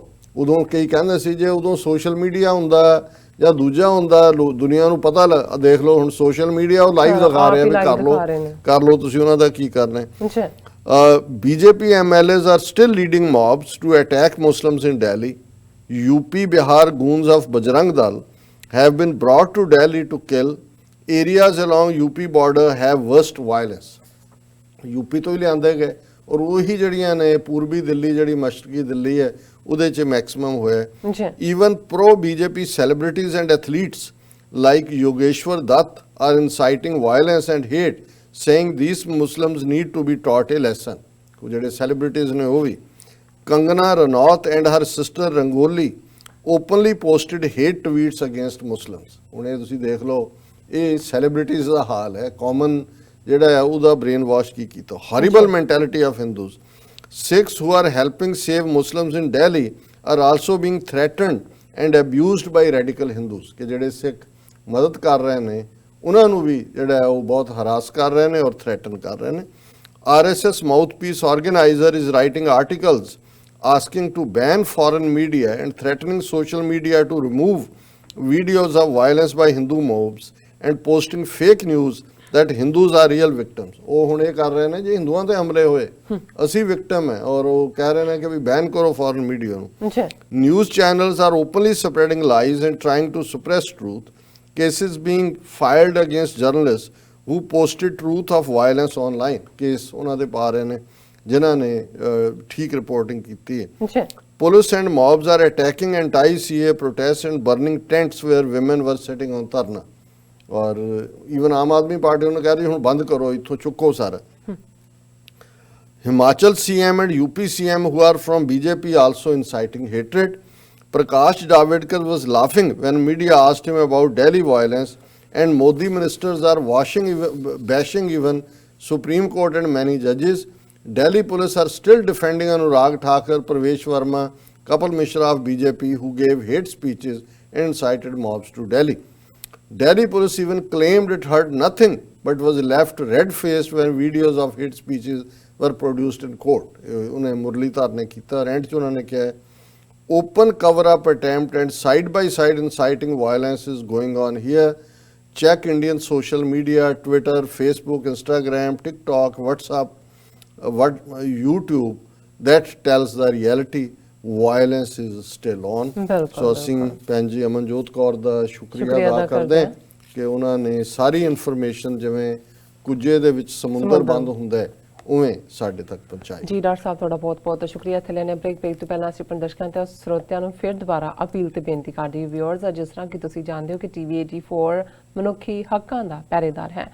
ਟੀਵੀ 84 ਸਿੱਖਾਂ, ਕਸ਼ਮੀਰੀਆਂ ਤੇ ਭਾਰਤ ਦੀਆਂ ਨਾਰਥ ਈਸਟ ਸਟੇਟਾਂ ਦੇ ਲੋਕਾਂ ਦੇ ਸਵੈ ਨਿਰਣੇ ਦੇ ਹੱਕਾਂ ਦਾ ਹਾਮੀ ਹੈ।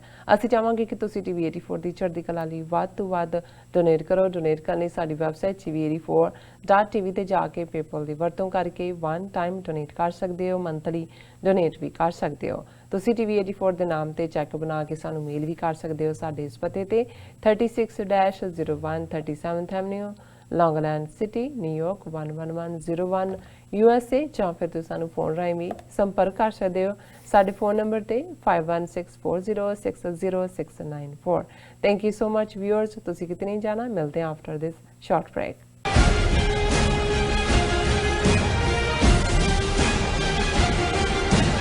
ਕੀ ਤੁਸੀਂ ਰੋਜ਼ਾਨਾ ਕੰਮ ਤੇ ਆਪਣਾ ਵਧੇਰੇ ਸਮਾਂ ਬਿਤਾਉਣ ਤੋਂ ਪਰੇਸ਼ਾਨ ਹੋ? ਆਪਣੀ ਪੂੰਜੀ ਨੂੰ ਕੰਮ ਤੇ ਲਗਾਓ, ਸਾਡੇ ਨਾਲ ਇਨਵੈਸਟ ਕਰੋ। ਅਸੀਂ ਤੁਹਾਡੀ ਪੂੰਜੀ ਤੋਂ ਤੁਹਾਡੇ ਲਈ ਵਧੇਰੇ ਪੈਸੇ ਬਣਾ ਸਕਦੇ ਹਾਂ। ਅਸੀਂ ਪ੍ਰਾਈਵੇਟ ਇਕੁਇਟੀ ਇਨਵੈਸਟਮੈਂਟ ਫਰਮ ਹਾਂ ਤੇ ਕਮਰਸ਼ੀਅਲ ਰੀਅਲ ਏਸਟੇਟ ਵਿੱਚ ਮਾਹਿਰ ਹਾਂ। Property management, leasing, asset management, commercial real estate investment ਵਿੱਚ ਸਾਰੀਆਂ ਸੇਵਾਵਾਂ ਲਈ ਅਮਰੀਕਾ ਭਰ ਵਿੱਚੋਂ ਤੁਸੀਂ ਸਾਡੇ ਤੱਕ ਪਹੁੰਚ ਕਰ ਸਕਦੇ ਹੋ। ਆਜ਼ਾਦ ਕਮਰਸ਼ੀਅਲ ਰੀਅਲਟੀ ਸਰਵਿਸਿਜ਼ ਤੇ Azad family trust, 701 North Post Oak Road, Suite number 204, Houston, Texas. ਤੁਸੀਂ ਸਾਨੂੰ ਸਾਡੇ ਫੋਨ ਨੰਬਰ 7136861277 ਤੇ ਵੀ ਸੰਪਰਕ ਕਰ ਸਕਦੇ ਹੋ। ਆਜ਼ਾਦ ਕਮਰਸ਼ੀਅਲ ਰੀਅਲਟੀ ਸਰਵਿਸਿਜ਼। ਕੀ ਤੁਸੀਂ ਆਪਣੇ ਟੈਕਸਸ ਨੂੰ ਲੈ ਕੇ ਚਿੰਤਤ ਹੋ? ਤੁਸੀਂ ਆਪਣੀ ਕਮਾਈ ਲਈ ਮਿਹਨਤ ਕਰਦੇ ਹੋ, ਭਾਵੇਂ ਤੁਸੀਂ ਨੌਕਰੀ ਵਿੱਚ ਹੋਵੋ ਜਾਂ ਆਪਣਾ ਬਿਜ਼ਨਸ ਚਲਾਉਂਦੇ ਹੋ। ਜਦੋਂ ਟੈਕਸ ਭਰਨ ਦਾ ਸਮਾਂ ਆਉਂਦਾ ਤਾਂ ਤੁਹਾਨੂੰ ਇੱਕ ਭਰੋਸੇਯੋਗ ਟੈਕਸ ਅਕਾਊਂਟੈਂਟ ਦੀ ਲੋੜ ਹੈ ਜੋ ਟੈਕਸ ਬੈਲੈਂਸ ਦਾ ਤੁਹਾਡੇ ਪੱਖ ਵਿੱਚ ਜਾਣਾ ਯਕੀਨੀ ਬਣਾਵੇ। ਸਿਆਟਲ ਦੀ ਜਾਣੀ ਪਛਾਣੀ company Accurate Accountants and Taxes ਤੁਹਾਡੀ ਸੇਵਾ ਵਿੱਚ ਹਾਜ਼ਰ ਹੈ। ਅਸੀਂ ਹਰ ਤਰ੍ਹਾਂ ਦੇ ਟੈਕਸ ਭਰਨ ਵਿੱਚ ਤੁਹਾਡੀ ਮਦਦ ਕਰਾਂਗੇ। ਟੈਕਸ ਸੰਬੰਧੀ ਕਿਸੇ ਵੀ ਤਰ੍ਹਾਂ ਦੇ ਸਵਾਲ ਲਈ ਅੱਜ ਹੀ ਸਾਡੇ ਤੱਕ ਪਹੁੰਚ ਕਰੋ। Accurate Accountants and Texas.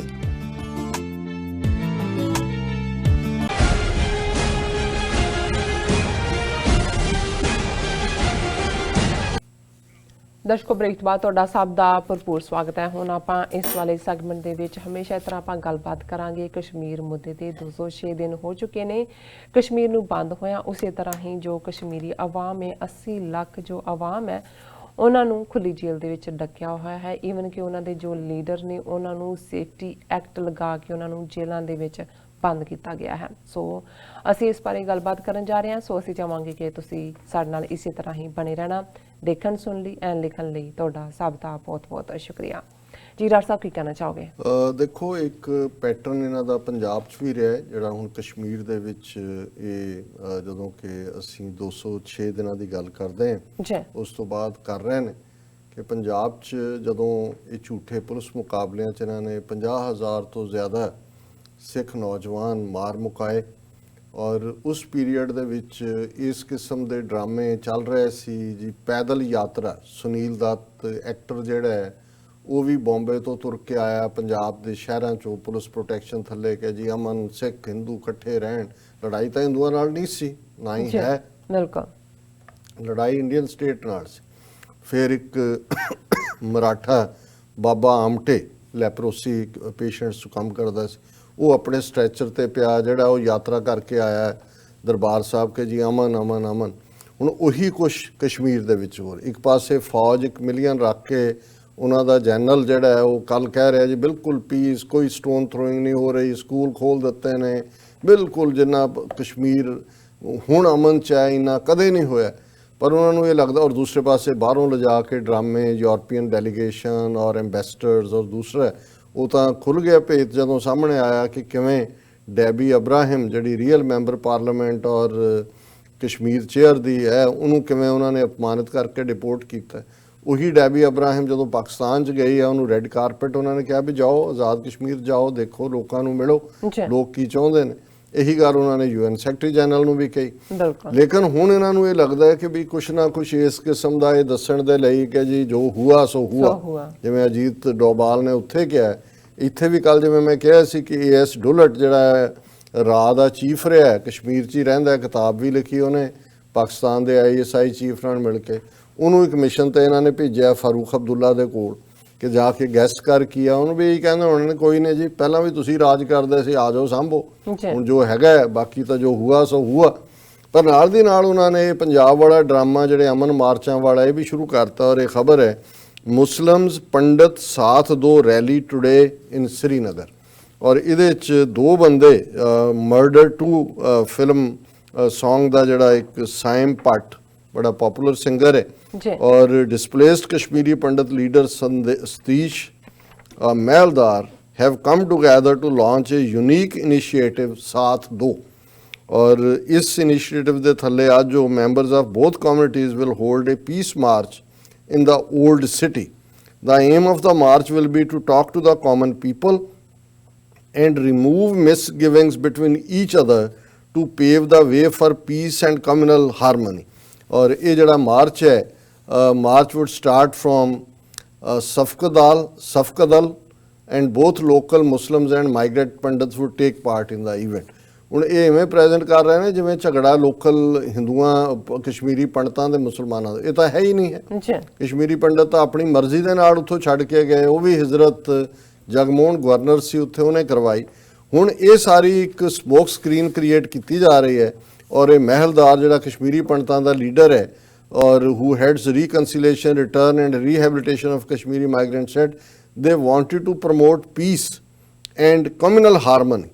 We want to talk to a cross section of people to promote peace and communal harmony that will ultimately pave the way for return of Kashmiri Pandits to their homelands।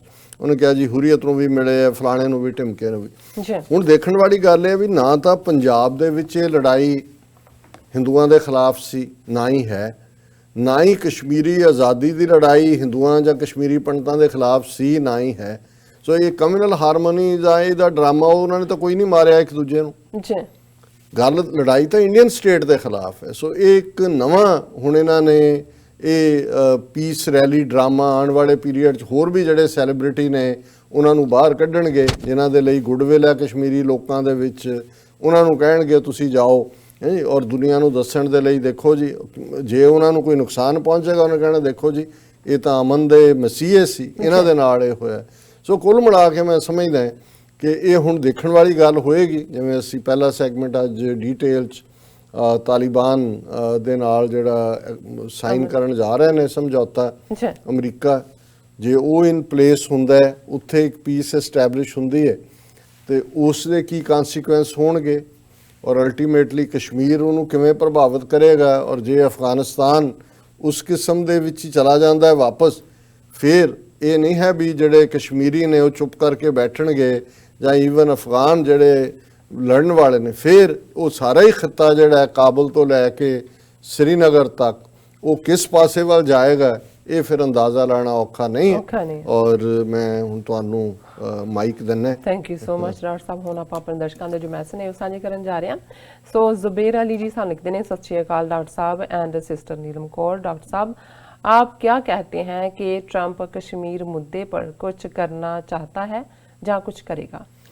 ਦੇਖੋ ਉਹ ਤਾਂ ਡਰਾਮੇਬਾਜ਼ੀ ਹੈ, smoke screen, ਧੂਏ ਦੀ screen create ਕੀਤੀ ਹੈ। Mediation ਵਿਚੋਲਗੀ ਕਹਿੰਦਾ ਰਿਹਾ, ਲੇਕਿਨ ਜਿਹੜਾ ਅਮਲ ਹੈ ਇਹ ਇਸ ਤੇ ਬਿਲਕੁਲ ਉਲਟ ਹੈ। ਔਰ ਮੈਨੂੰ ਨਹੀਂ ਲੱਗਦਾ ਕਿ ਵੀ ਇਹ ਇਹਨਾਂ ਦੀ ਗੇਮ ਪਲਾਨ ਦਾ ਹੀ ਹਿੱਸਾ ਹੈ ਔਰ ਮੇਨ ਟਾਰਗੇਟ ਜਿਹੜਾ ਹੈ ਉਹ ਇਕਨੋਮਿਕਲ ਕੋਰੀਡੋਰ ਹੈ ਜੀ ਜਿਹੜਾ ਬਲਵਿੰਦਰ ਉਸ ਸਿੰਘ ਖਿੱਤੇ ਜੀ ਚੋਂ ਸਾਨੂੰ ਗੁਜ਼ਰਦਾ। ਫਤਿਹ ਬੁਲਾਉਂਦੇ ਨੇ। ਬਸ਼ਰਤ ਅਲੀ ਜੀ ਤੁਹਾਨੂੰ ਵੀ ਸਤਿ ਸ਼੍ਰੀ ਅਕਾਲ ਕਹਿੰਦੇ ਨੇ, ਮੈਨੂੰ ਵੀ ਬਹੁਤ ਕਹਿੰਦੇ ਨੇ ਬਹੁਤ ਸਤਿ ਸ਼੍ਰੀ ਅਕਾਲ ਸਤਿ ਜੀ। ਸ਼੍ਰੀ ਅਕਾਲ ਐਂਡ ਬਸ਼ਰਤ ਜ਼ੁਬੇਰ ਅਲੀ ਅਲੀ ਫਿਰ ਜੀ। ਦੁਬਾਰਾ ਸਾਨੂੰ ਮੈसेज लिखते हैं, कहते हैं कि डॉक्टर साहब एंड सिस्टर नीलम कौर, आप जब करतारपुर आना हो तो एक दिन पहले लाइव बता देना, बहुत लोग आपको मिलना चाहते हैं। And respect for you all, team Kashmir जिंदाबाद, पाकिस्तान खालिस्तान जिंदाबाद। Thank you so Zubair Ali much। ਜੀ ਬਿਲਕੁਲ, ਬਿਲਕੁਲ ਕਿਉਂ ਨਹੀਂ? ਅਸੀਂ ਤੁਹਾਨੂੰ ਸਭ ਨੂੰ ਬਿਫੋਰ ਇੱਕ ਦਿਨ ਪਹਿਲਾਂ ਨਹੀਂ ਵਿਲ ਪਹਿਲਾਂ। ਮੇਕ ਅ ਪਲਾਨ, ਤੁਹਾਡੇ ਜੀ। ਸਭ ਨੂੰ ਵੀ ਸਾਡੀ ਮਿਲਣ ਦੀ ਚਾਹਨਾ ਹੈ ਔਰ ਜ਼ਰੂਰ ਮਿਲਾਂਗੇ जी ਰੱਬ ਨੇ ਚਾਹਿਆ। बिल्कुल। मोहम्मद चौधरी सा लिखते हैं, डॉक्टर साहब एंड सिस्टर, आपको क्या लगता है क्या होगा दिल्ली का मुसलमान एंड सिख भाइयों का? ਮੁਹੰਮਦ ਚੌਧਰੀ ਜੀ, ਮੈਂ ਸਮਝਦਾ ਵੀ ਮੁਸਲਮਾਨਾਂ 'ਚ ਜਿਹੜੇ ਸੁੱਤੇ ਹੋਏ ਸੀ ਗਫਲਤ ਦੀ ਨੀਂਦ 'ਚ, ਉਹ ਜਾਗੇ ਨੇ, ਜਿੱਥੇ ਉਹਨਾਂ ਨੇ ਥੋੜਾ ਬਹੁਤ ਮੁਕਾਬਲਾ ਵੀ ਕੀਤਾ। ਔਰ ਮੈਨੂੰ ਲੱਗਦਾ ਵੀ ਆਉਣ ਵਾਲੇ ਪੀਰੀਅਡ 'ਚ 200 ਮਿਲੀਅਨ ਮੁਸਲਮਾਨਾਂ ਦੇ ਕੋਲ ਖਲੋ ਕੇ ਆਪਣੇ ਹੱਕਾਂ ਲਈ ਲੜਨ ਤੋਂ ਬਿਨਾਂ ਹੋਰ ਕੋਈ ਚਾਰਾ ਨਹੀਂ ਹੋਏਗਾ। ਜੀ। ਸੋ ਜ਼ਾਹਰ ਹੈ ਸਿੱਖ, ਮੁਸਲਮਾਨ, ਦਲਿਤ, ਈਸਾਈ, ਇਹਨਾਂ ਦਾ ਇੱਕ ਫਰੰਟ ਅਲਟੀਮੇਟਲੀ ਇਹਨਾਂ ਹਿੰਦੂ ਤਵੀਆਂ ਦਾ ਮੂੰਹ ਤੋੜੇਗਾ, जी। ਪਰ ਵਕਤ ਲੱਗੇਗਾ। अफजल सदीकी अफजल सानू लिखते हैं, बहुत दुख हुआ इंडिया के हालात सुनकर, हिंदू दुनिया की ਬਦਤਰੀਨ बदतरीन इंसान है। ਦੇਖੋ ਅਸੀਂ ਕਿਸੇ ਮਜ਼ਹਬ ਦੇ ਖਿਲਾਫ ਤਾਂ ਨਹੀਂ ਹੈ, ਅਸੀਂ ਸਮਝਦੇ ਹਾਂ ਜਿਹੜੀ ਹਿੰਦੂਤਵਾ ਦੀ ਆਈਡੀਓਲੋਜੀ ਹੈ, जी ਆਈਡੀਓਲੋਜੀਜ਼ ਹੀ ਮਰਵਾਉਂਦੀ। ਕਮਿਊਨਿਜ਼ਮ ਦੇ ਥੱਲੇ ਕਿੰਨੇ ਲੋਕ ਮਾਰੇ ਸਟਾਲਿਨ ਨੇ, ਦੂਜਿਆਂ ਨੇ, ਨਾਜ਼ੀਜ਼ਮ ਦੇ ਥੱਲੇ ਕਿੰਨੇ ਮਾਰੇ। ਜੀ ਸੋ ਬਹੁਤ ਵਾਰ ਇਹ ਜਿਹੜੇ ਇਜ਼ਮ ਨੇ ਜਾਂ ਆਈਡੀਓਲੋਜੀ ਹੈ, ਇਹ ਮਾੜੀਆਂ ਨੇ। ਬ੍ਰਾਹਮਣਵਾਦ ਇਸ ਕਿਸਮ ਦੀ ਇੱਕ ਆਈਡੀਓਲੋਜੀ ਹੈ। ਅਸੀਂ ਵੈਸੇ ਅਦਰਵਾਈਜ਼ ਕਿਸੇ ਧਰਮ ਦੇ ਖਿਲਾਫ ਨਹੀਂ। जी ਮਨਿੰਦਰ ਸਿੰਘ ਬੁੱਟਰ ਜੀ ਵੀ ਸਾਨੂੰ ਫਤਿਹ ਬੁਲਾਉਂਦੇ ਨੇ। ਸੈਫ ਸਨਾਨੀ ਆਪਣਾ ਪਿਆਰ ਭੇਜਦੇ ਨੇ। ਸ਼ਾਹਜਾ ਇਹ ਲਿਖਦੇ ਨੇ, the best news opinion channel on YouTube, keep up the good work folks. ਬਹੁਤ ਸ਼ੁਕਰੀਆ ਸ਼ਾਹਜ਼ਾ ਜੀ। जी ईशान खान जी लिखते हैं, डॉक्टर साहब I have learned so much history of Indo Pak from you, please talk about Indira Gandhi, she was daughter of Nehru, how she got last name Gandhi instead of Nehru. ਇਹ ਅਹਿਸਾਨ ਖਾਨ ਜੀ ਅਸੀਂ ਕਰਾਂਗੇ ਇਸ ਤੇ ਗੱਲਬਾਤ। ਇਹ ਵੀ ਫਰਾਡ ਸੀ, ਕਿਉਂਕਿ ਫਿਰੋਜ਼ ਗਾਂਧੀ ਜਿਹੜਾ ਪਾਰਸੀ ਸੀ, ਉਹਦੇ ਨਾਲ ਜਦੋਂ ਉਹਨੇ ਵਿਆਹ ਕਰਾਉਣਾ ਚਾਹਿਆ ਤੇ ਨਹਿਰੂ ਮੰਨਦਾ ਨਹੀਂ ਸੀ। ਗਾਂਧੀ ਨੇ ਡਰਾਮਾ ਜਿਹਾ ਕੀਤਾ, ਉਹਨੇ ਕਿਹਾ ਜੀ ਕੋਈ ਨਹੀਂ, ਮੈਂ ਇਹਨੂੰ ਆਪਣੀ ਧੀ ਬਣਾ ਕੇ ਤੇ ਉਹਨੂੰ ਆਪਣਾ ਪੁੱਤਰ ਬਣਾ ਕੇ ਵਿਆਹ ਦਿੰਦਾ ਹੈ। ਔਰ ਇਸ ਤਰੀਕੇ ਨਾਲ ਜਿਹੜਾ ਹੈ ਉਹ ਇੰਦਰਾ ਨੂੰ ਗਾਂਧੀ ਲਾ ਦਿੱਤਾ ਹੈ, ਔਰ ਇਹਦਾ ਇਹਨਾਂ ਨੇ ਪੋਲੀਟੀਕਲ ਐਡਵਾਂਟੇਜ ਪੂਰੀ ਤਰ੍ਹਾਂ ਚੁੱਕਿਆ। ਹਾਲਾਂ ਬਾਅਦ 'ਚ ਫਿਰੋਜ਼ ਖਾਨ ਨੂੰ ਵੀ ਜ਼ਲੀਲ ਕਰਕੇ ਜਿਹੜਾ ਪਿਓ ਧੀ ਨੇ ਕੱਢਿਆ, जी ਔਰ ਉਹ ਵਿਚਾਰਾ ਇੱਕ ਬੜੇ ਦੁੱਖ ਦੇ ਵਿੱਚ ਹੀ ਉਹਦਾ ਐਂਡ ਹੋਇਆ। ਹਾਲਾਂ ਉਹ ਬਹੁਤ ਵਧੀਆ ਪਾਰਲੀਮੈਂਟੇਰੀਅਨ ਵੀ ਸੀ, MP ਵੀ ਬਣਿਆ, ਔਰ बहुत अच्छा स्पीकर सी अपने ज़माने जी। इकरम उल्ला भट्टी जी लिखते हैं, डॉक्टर साहब, since I started watching your program, you will not believe that in my heart respect and love towards the Sikh nation and especially for Baba Guru Nanak multiplied thousand times। Ikram Ulla भट्टी जी, ਅਸੀਂ ਤਾਂ ਹਮੇਸ਼ਾ ਹੀ ਰਾਏ ਬੁਲਾਰ ਭੱਟੀ, ਜਿਨ੍ਹਾਂ ਨੂੰ ਅਸੀਂ ਗੁਰੂ ਬਾਬਾ ਨਾਨਕ ਦੇ ਪਹਿਲੇ ਸਿੱਖ ਮੰਨਦੇ, ਔਰ ਉਹਨਾਂ ਦੇ ਹੀ ਨਾਂ ਦੇ ਉੱਤੇ ਕਿੱਥੇ ਰਾਏ ਭੋਏ ਦੀ ਤਲਵੰਡੀ ਸੀ, ਔਰ 550 ਮੁਰੱਬਾ ਜ਼ਮੀਨ ਉਹਨਾਂ ਨੇ ਦਿੱਤੀ, ਔਰ ਅੱਜ ਉਹ ਨਨਕਾਣੇ। ਸੋ ਅਸੀਂ ਸਮਝਦੇ ਹਾਂ ਵੀ ਬਾਬਾ ਨਾਨਕ ਸਭ ਦੇ ਸਾਂਝੇ ਨੇ। ਔਰ ਚਲੋ ਜੇ ਰੱਬ ਨੇ ਸਾਨੂੰ ਤੌਫੀਕ ਦਿੱਤੀ ਹੈ ਕਿ ਆਪਸੀ ਪਿਆਰ ਦਾ, ਮੁਹੱਬਤ ਦਾ ਮੈਸੇਜ ਅਸੀਂ ਦੇਣ ਦੀ ਕੋਸ਼ਿਸ਼ ਕਰਦੇ ਹਾਂ, ਪਰ ਇਹ ਸਾਡੀ ਯੂਨਿਟੀ ਅਜ਼ਲਾਂ ਤੋਂ ਬਾਬਾ ਨਾਨਕ ਨੇ ਹੀ ਟਾਈ ਟੁਗੇਦਰ ਕੀਤੀ। ਜੀ ਖਾਨ ਸਾਹਿਬ ਤੁਹਾਡਾ ਹਾਲ ਪੁੱਛਦੇ ਨੇ। ਬਹੁਤ ਸੋ ਸ਼ੁਕਰੀਆ। ਸਾਜਿਦ ਹੁਸੈਨ ਜੀ ਕਹਿੰਦੇ ਨੇ amazing programme. And Ikram Ullah Bhatti ਫਿਰ ਦੁਬਾਰਾ ਲਿਖਦੇ ਹਨ, doctor sahib, you are doing a great job, you have great memory and knowledge of historic events, you are literally educating us, I confident you will be remembered as ambassador of Muslim Sikh brotherhood। ਇਕਰਮ ਜੀ ਬਹੁਤ ਸ਼ੁਕਰੀਆ। ਮੈਂ ਸਮਝਦਾ ਵੀ ਰੱਬ ਨੇ ਜਿਸ ਤੋਂ ਜੋ ਸੇਵਾ ਲੈਣੀ ਹੈ ਉਹੀ ਤੌਫੀਕ ਦਿੰਦਾ ਹੈ ਜੀ, ਔਰ ਰੱਬ ਸਾਡੇ ਕਦਮ ਸਾਬਤ ਰੱਖੇ। ਸੁਹੇਲ ਭੱਟ ਜੀ ਵੀ ਸਾਨੂੰ ਲਿਖਦੇ ਹਨ, doctor Sahib, apart from you, Pakistan has only Malaysia and Turkey as friends. We are thankful to small mercies. Trump's not criticizing Pakistan directly in India was such small mercy। ਦੇਖੋ ਸੁਹੇਲ ਭੱਟ ਜੀ, ਤੁਸੀਂ ਠੀਕ ਕਹਿ ਰਹੇ ਹੋ ਕਿ ਉਹਨੇ ਕੋਈ ਖੁੱਲ੍ਹ ਕੇ ਕ੍ਰਿਟਿਸਾਈਜ਼ ਨਹੀਂ ਕੀਤਾ ਹੈ, ਪਰ ਇਹ ਹੁਣ ਅਸੀਂ ਇਸ ਗੁਲਾਮ ਜ਼ਹਿਨੀਅਤ 'ਚੋਂ ਨਿਕਲੀਏ, ਜਿਵੇਂ ਅੰਗਰੇਜ਼ਾਂ ਦੇ ਜ਼ਮਾਨੇ 'ਚ ਸੀ ਕਿ ਜਦੋਂ ਕਿਸੇ ਦੇ ਉੱਤੇ ਉਹ ਇੱਕ ਵਾਰ ਥੁੱਕਦੇ ਸੀ ਤੇ ਕਿਸੇ ਤੇ 2 ਵਾਰੀ ਤੇ 2 ਵਾਰੀ ਵਾਲੇ ਕਹਿੰਦਾ ਸੀ ਕਿ ਮੈਂ ਜ਼ਿਆਦਾ ਨਿਹਾਲ ਹੋ ਗਿਆ, ਮੇਰੇ ਤੇ 2 ਵਾਰ ਥੁੱਕਿਆ। ਜੀ ਸੋ ਮੈਂ ਸਮਝਦਾ ਵੀ ਇਹਨਾਂ ਨੇ ਇੱਕ ਗੇਮ ਬਣਾਈ ਹੋਈ ਹੈ ਅਮਰੀਕਨਾਂ ਨੇ। ਉਸ ਗੰਦੀ ਖੇਡ ਦੇ ਵਿੱਚ ਪਹਿਲਾਂ ਉਹਨਾਂ ਨੇ ਪਾਕਿਸਤਾਨ ਨੂੰ ਵਰਤਿਆ ਸਿੰਸ ਅਯੂਬ ਖਾਨ ਦੇ ਜ਼ਮਾਨੇ ਤੋਂ, ਔਰ ਬਾਅਦ 'ਚ ਡੰਪ ਕੀਤਾ। ਹੁਣ ਇਹ ਹਿੰਦੂ ਤੋਂ ਵੀ ਜਿਹੜੇ ਨੇ ਉਹ ਚਾਂਬਲ ਕੇ ਅੱਗੇ ਨੂੰ ਜਾ ਰਹੇ ਨੇ, ਹਸ਼ਰ ਇਹਨਾਂ ਦਾ ਵੀ ਉਹੀ ਹੋਣਾ।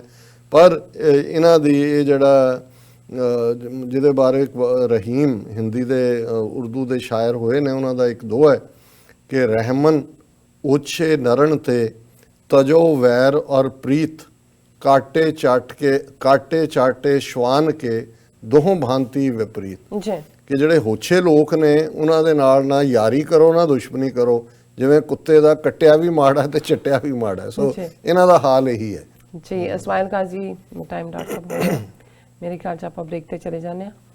What do you think? ਠੀਕ ਹੈ ਜੀ। ਜੀ ਅਸੀਂ ਮਾਫੀ ਚਾਹੁੰਦੇ ਹਾਂ ਕਿ ਤੁਹਾਡੇ ਜਿਹੜੇ ਮੈਸੇਜ ਨੇ ਨਹੀਂ ਪੜ੍ਹ ਸਕੇ, ਪਰ ਸ਼ੇਅਰ ਨਹੀਂ ਕਰ ਸਕੇ, ਪੜ੍ਹਪਨ ਲਈ ਨਹੀਂ। ਥੈਂਕ ਯੂ ਸੋ ਮਚ ਲਿਖਣ ਲਈ। ਸਗੋਂ ਅਸੀਂ ਕਵਾਂਗੇ ਕਿ ਤੁਸੀਂ ਜਦੋਂ ਇਹ YouTube ਦੇ ਉੱਤੇ ਨਾ ਅਪਲੋਡ ਹੋ ਕੇ ਵਾਪਸ ਆਏਗਾ, ਜੀ ਸੋ ਜੇ ਤੁਸੀਂ ਉਹਦੇ ਤੇ ਵੀ ਮੈਸੇਜ ਲਿਖ ਦਿਆ ਕਰੋ ਤੇ ਅਸੀਂ ਉਹਦੇ ਚੋਂ ਘੱਟੋ ਘੱਟ ਕੁਛ ਨਾ ਕੁਛ ਜਿਹੜੇ ਸਿਲੈਕਟਿਵ, ਜਿਹਨਾਂ 'ਚ ਕੋਈ ਸਵਾਲ ਹੈ ਜਾਂ ਕੋਈ ਕਮੈਂਟ ਹੈ ਜਿਹੜਾ ਸਾਰਿਆਂ ਦੇ ਇੰਟਰਸਟ ਦਾ ਹੋਏ, ਅਸੀਂ ਸ਼ੇਅਰ ਕਰਾਂਗੇ। ਕਿਉਂਕਿ ਇਹ ਤਾਂ ਗਾਇਬ ਹੋ ਜਾਂਦੇ ਨੇ ਮੈਸੇਜ ਨਾਲ ਦੀ ਨਾਲ, ਜਿਹੜੇ ਹੁਣ ਇਹ ਤਾਂ ਚੈਟ ਦੇ ਥੱਲੇ ਆਉਂਦੇ ਨੇ, live chat.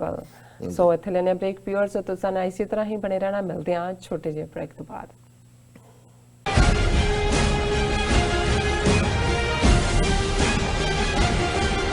Are you tired of property violations, ECB court hearings wasting your time? AM Expediting Drafting and Design is the solution for your problems. AM Expediting Drafting and Design offers services that range from architectural drawings to expediting services to DOB, FDNY, and other agencies. Or visit their location at 116-15 Myrtle Avenue in Richmond Hill. Call AM Expediting Drafting and Design now at 718-725-0059. ਕੀ ਤੁਹਾਨੂੰ 30, 40 ਜਾਂ 50 ਦਿਨ wait ਕਰਨੀ ਪੈ ਰਹੀ ਹੈ ਤੁਹਾਡੇ check ਲਈ? ਫਿਰ ਬ੍ਰੋਕਰਾਂ ਪਿੱਛੇ ਭੱਜਦੇ ਫਿਰਦੇ ਹੋ ਪੈਸੇ ਲਈ। ਬਹੁਤ ਜ਼ਿਆਦਾ ਟਾਈਮ ਵੇਸਟ ਹੋ ਜਾਂਦਾ ਇੱਦਾਂ ਤਾਂ। ਜੇ ਤੁਸੀਂ ਅੱਜ ਹੀ ਪੈਸੇ ਲੈਣੇ ਤਾਂ ਬੌਬਟੇਲ ਨੂੰ ਕਾਲ ਕਰੋ। ਬੌਬਟੇਲ ਤੁਹਾਡੀਆਂ ਇਨਵੌਇਸਸ ਸੇਮ ਡੇ ਫੰਡ ਕਰ ਸਕਦੇ ਹਨ for a small fee, no contract, no reserve and no hidden fees। ਅੱਜ ਹੀ ਕਾਲ ਕਰੋ ਬੌਬਟੇਲ ਨੂੰ ਤੇ ਤੁਹਾਡਾ ਪਹਿਲਾ ਮਹੀਨਾ ਫ੍ਰੀ। 410 204 2084। ਅਗੇਨ 410 204 2084।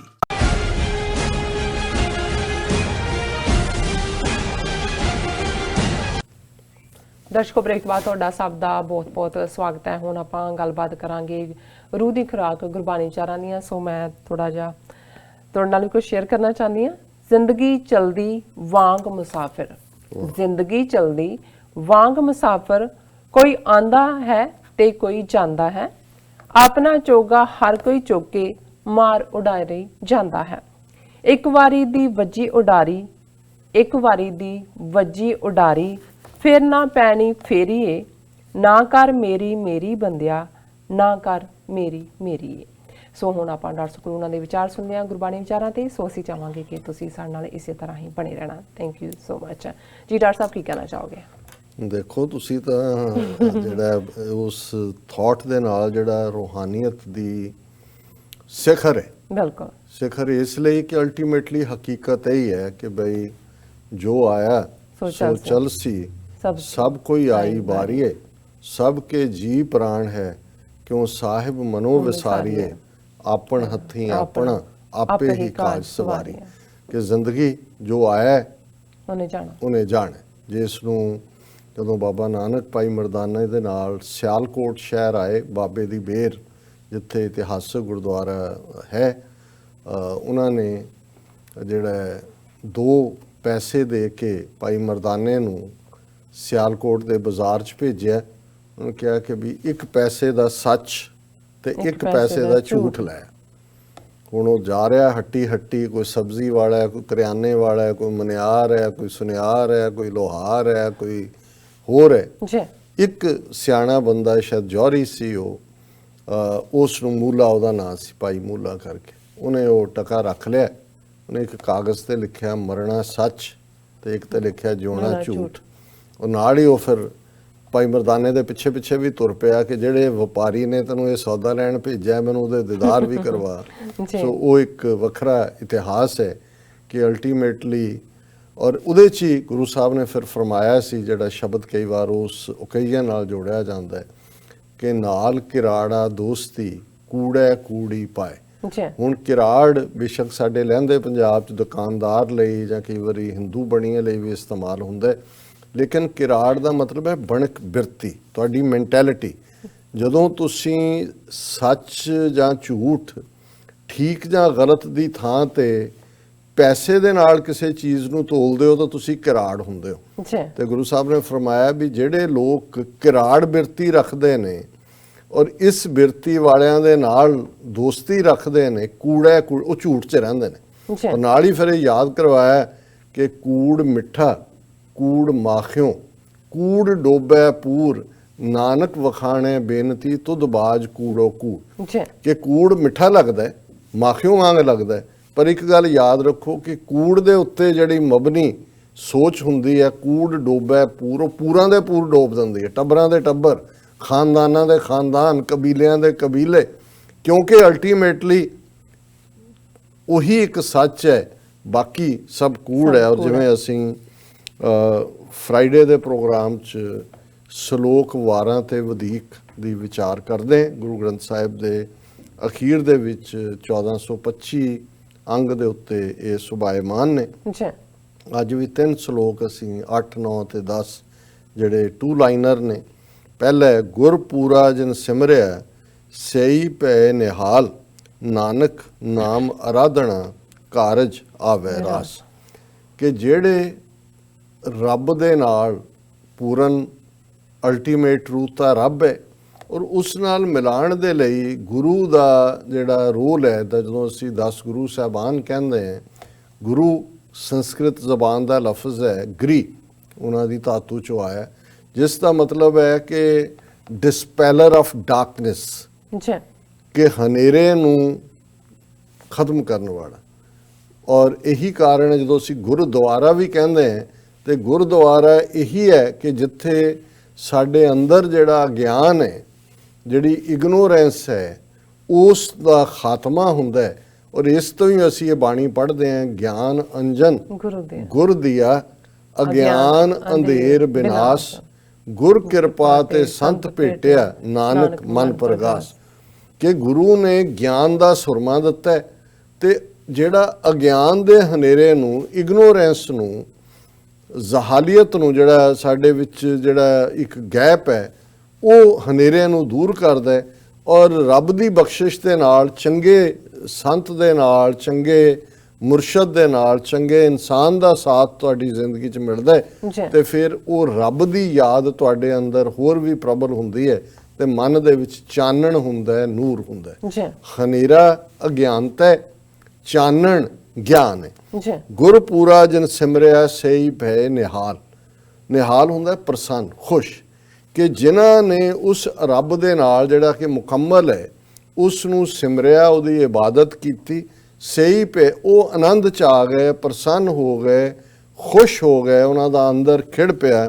ਨਾਨਕ ਨਾਮ ਅਰਾਧਨਾ ਕਾਰਜ ਆਵੇ ਰਾਸ। ਗੁਰੂ ਨਾਨਕ ਫਰਮਾਉਂਦੇ ਨੇ ਕਿ ਜੇ ਉਸ ਰੱਬ ਦੀ ਯਾਦ ਸਾਡੇ ਅੰਦਰ ਰਹੇ ਤੇ ਜ਼ਿੰਦਗੀ ਦੇ ਸਾਰੇ ਕਾਰਜ ਤਾਂ ਤੁਰੇ ਹੀ ਜਾਂਦੇ ਨੇ, ਉਹ ਆਪਣੇ ਆਪ ਹੀ ਰਾਸ ਹੋ ਜਾਂਦੇ ਨੇ। ਦੂਸਰਾ ਸ਼ਲੋਕ ਹੈ ਪਾਪੀ ਕਰਮ ਕਮਾਵਦੇ ਕਰਦੇ ਹਾਏ ਹਾਏ, ਨਾਨਕ ਜਿਉਂ ਮੱਥਣ ਮਾਧਾਣੀਆਂ ਤਿਉਂ ਮੱਥੇ ਧਰਮ ਰਾਏ। ਹੁਣ ਜ਼ਾਹਰ ਹੈ ਕਿ ਦੋਜ਼ਖ ਔਰ ਬਹਿਸ਼ਤ, ਸਵਰਗ ਤੇ ਨਰਕ, ਇਸ ਦੀ ਗੱਲ ਜਿਹੜੀ ਹੈ ਅਕਸਰ ਹੁੰਦੀ ਹੈ ਮਜ਼ਹਬਾਂ ਦੇ ਹਵਾਲੇ ਨਾਲ।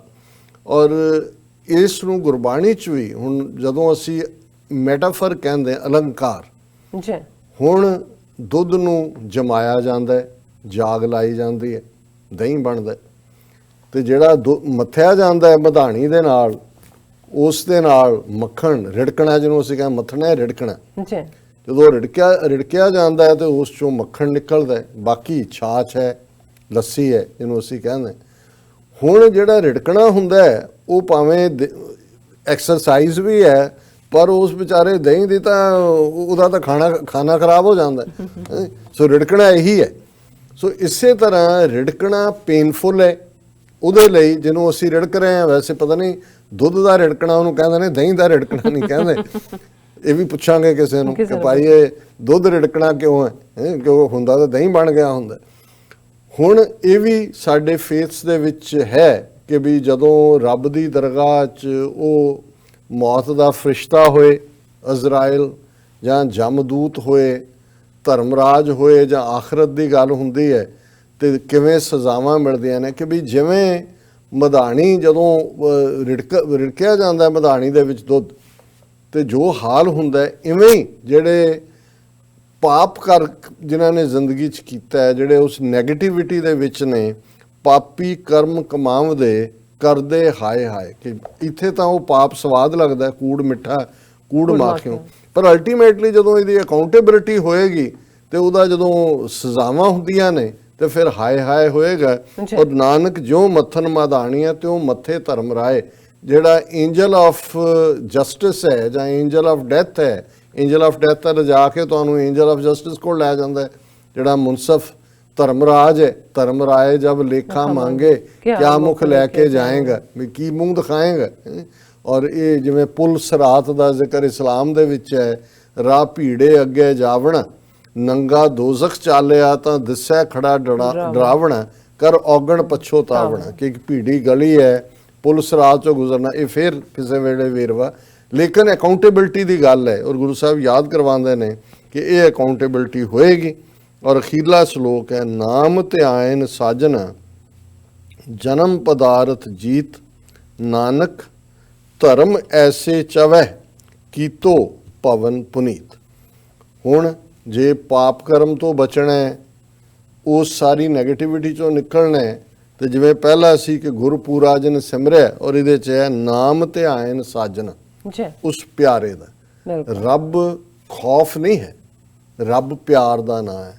ਰੱਬ ਦੀ ਇਬਾਦਤ ਵੀ ਪਿਆਰ ਦੇ ਵਿੱਚ ਹੈ, ਉਸ ਦੇ ਲਈ ਕੋਈ ਜ਼ੋਰ ਨਹੀਂ ਹੈ। ਇਸੇ ਲਈ ਜਿਹੜਾ ਵੈਰਾਗ ਹੈ, ਜਦੋਂ ਤੁਹਾਡੀਆਂ ਅੱਖਾਂ 'ਚੋਂ ਅਥਰੂ ਵਗਣ ਰੱਬ ਦੀ ਨੂੰ ਯਾਦ ਕਰਦੇ ਆ, ਰੱਬ ਦੇ ਪਿਆਰ ਦੀਆਂ ਗੱਲਾਂ ਸੁਣਦੇ ਆ, ਜਾਂ ਗੁਰੂ ਸਾਹਿਬਾਨ ਦਾ ਜੀਵਨ, ਉਹਨਾਂ ਦੀ ਕੁਰਬਾਨੀ, ਜਾਂ ਜਿਹੜੇ ਰੱਬ ਦੇ ਰਸਤੇ ਤੇ ਤੁਰੇ ਹੋਏ ਨੇ, ਤੇ ਫਿਰ ਤੁਹਾਡਾ ਅੰਦਰ ਇੱਕ ਚਾਅ ਨਾਲ ਭਰ ਜਾਂਦਾ ਹੈ। ਨਾਮ ਧਿਆਇਨ ਸਾਜਨਾ ਜਨਮ ਪਦਾਰਥ ਜੀਤ, ਕਿ ਜਿਨ੍ਹਾਂ ਨੇ ਰੱਬ ਦੀ ਯਾਦ ਦੇ ਵਿੱਚ ਜ਼ਿੰਦਗੀ ਗੁਜ਼ਾਰੀ, ਉਹਨਾਂ ਨੇ ਮਾਨੋ ਆਪਣੇ ਜੀਵਨ ਨੂੰ ਜਿੱਤ ਲਿਆ, ਉਹਨਾਂ ਦੀ ਲਾਈਫ ਸਫਲ ਹੋਈ, ਉਹ ਕਾਮਯਾਬ ਨੇ। ਨਾਨਕ ਧਰਮ ਐਸੇ ਚਵੈ, ਉਹ ਇਨਸਾਨ ਜਿਹੜੇ ਨੇ ਉਹਨਾਂ ਦੇ ਅੰਦਰ ਧਰਮ ਵਸਦਾ ਹੈ।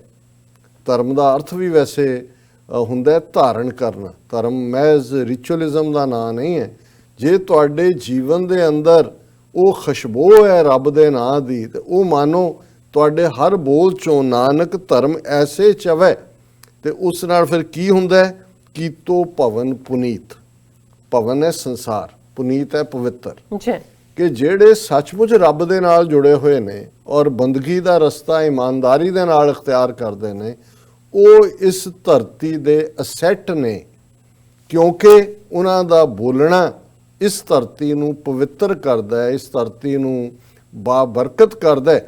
ਤੇ ਇੱਕ ਉਹ ਨੇ ਜਿਹੜੇ ਰੱਬ ਤੋਂ ਟੁੱਟੇ ਹੋਏ ਨੇ, ਜਿਹੜੇ ਗੁਨਾਹਗਾਰਤਾ 'ਚ ਜਿਉਂਦੇ ਨੇ, ਉਹ ਨੇ ਜਿਹੜੇ ਧਰਤੀ ਦਾ ਭਾਰ ਨੇ। ਆਮ ਸਾਡੀ ਪੰਜਾਬੀ 'ਚ ਵੀ ਇਹ ਗੱਲ ਕਹਿੰਦੇ ਨੇ ਕਿ ਭਾਈ ਇਹ ਅਸੀਂ ਧਰਤੀ ਦਾ ਭਾਰ ਹੈ। ਪਰ ਜੇ ਤੁਸੀਂ ਸੱਚਮੁੱਚ ਰੱਬ ਦੇ ਬੰਦੇ ਹੋ, ਇਨਸਾਨੀਅਤ ਦੇ ਲਈ ਜਿਉਂਦੇ ਹੋ, ਰੱਬ ਦੀ ਯਾਦ 'ਚ ਜੁੜਦੇ ਹੋ, ਤਾਂ ਕੀਤੋ ਭਵਨ ਪੁਨੀਤ, ਫਿਰ ਸਾਡੀ ਜਿਹੜੀ ਪ੍ਰੈਜ਼ੈਂਸ ਹੈ ਉਹ ਇਸ ਧਰਤੀ ਨੂੰ ਪਵਿੱਤਰ ਬਣਾਉਂਦੀ ਹੈ। ਇਹ ਅੱਜ ਦਾ ਵਿਚਾਰ ਜੀ। ਡਾਕਟਰ ਸਾਹਿਬ ਤੁਹਾਡਾ ਬਹੁਤ ਬਹੁਤ ਸ਼ੁਕਰੀਆ, ਤੁਸੀਂ ਅੱਜ ਦੇ ਅਹਿਮ ਇਸ਼ੂ ਤੇ ਅੱਜ ਦਾ ਵਿਚਾਰ ਸਾਡੇ ਦਰਸ਼ਕਾਂ ਨਾਲ ਸਾਂਝਾ ਕੀਤਾ। ਇਸ ਨਾਲ ਆਪਣੇ ਵਿਊਅਰਸ ਕੋਲੋਂ ਲੈਂਦੇ ਆ ਇਜਾਜ਼ਤ। ਵਿਊਅਰਸ ਤੁਹਾਡਾ ਬਹੁਤ ਬਹੁਤ ਸ਼ੁਕਰੀਆ, ਤੁਸੀਂ ਆਪਣੇ ਕੀਮਤੀ ਸਮੇਂ ਵਿੱਚੋਂ ਸਮਾਂ ਕੱਢ ਕੇ ਸਾਨੂੰ ਆਪਣੇ ਰਾਏ ਤੇ ਸੁਝਾਅ ਭੇਜੇ ਨੇ, ਤਾਂ ਭੇਜਦੇ ਰਹਿਣਾ ਸਾਡੇ ਇਸ ਪਤੇ ਤੇ sos@tv84.tv ਤੇ। ਅਸੀਂ ਆਪਣਾ ਪ੍ਰੋਗਰਾਮ ਲੈ ਕੇ ਫਿਰ ਦੁਬਾਰਾ ਤੁਹਾਡੇ ਸਨਮੁਖ ਹੋਵਾਂਗੇ। ਤਦ ਤੱਕ ਲਈ ਮੈਨੂੰ ਤੇ ਆਪਣਾ ਸੁਣਾ ਗਿਆ ਦੋ ਦੇਖਦੇ ਰਹੋ TV84। ਬੁਲਾ ਦਿਓ ਫਤਿਹ। ਵਾਹਿਗੁਰੂ ਜੀ ਕਾ ਖਾਲਸਾ, ਵਾਹਿਗੁਰੂ ਜੀ ਕੀ ਫਤਿਹ।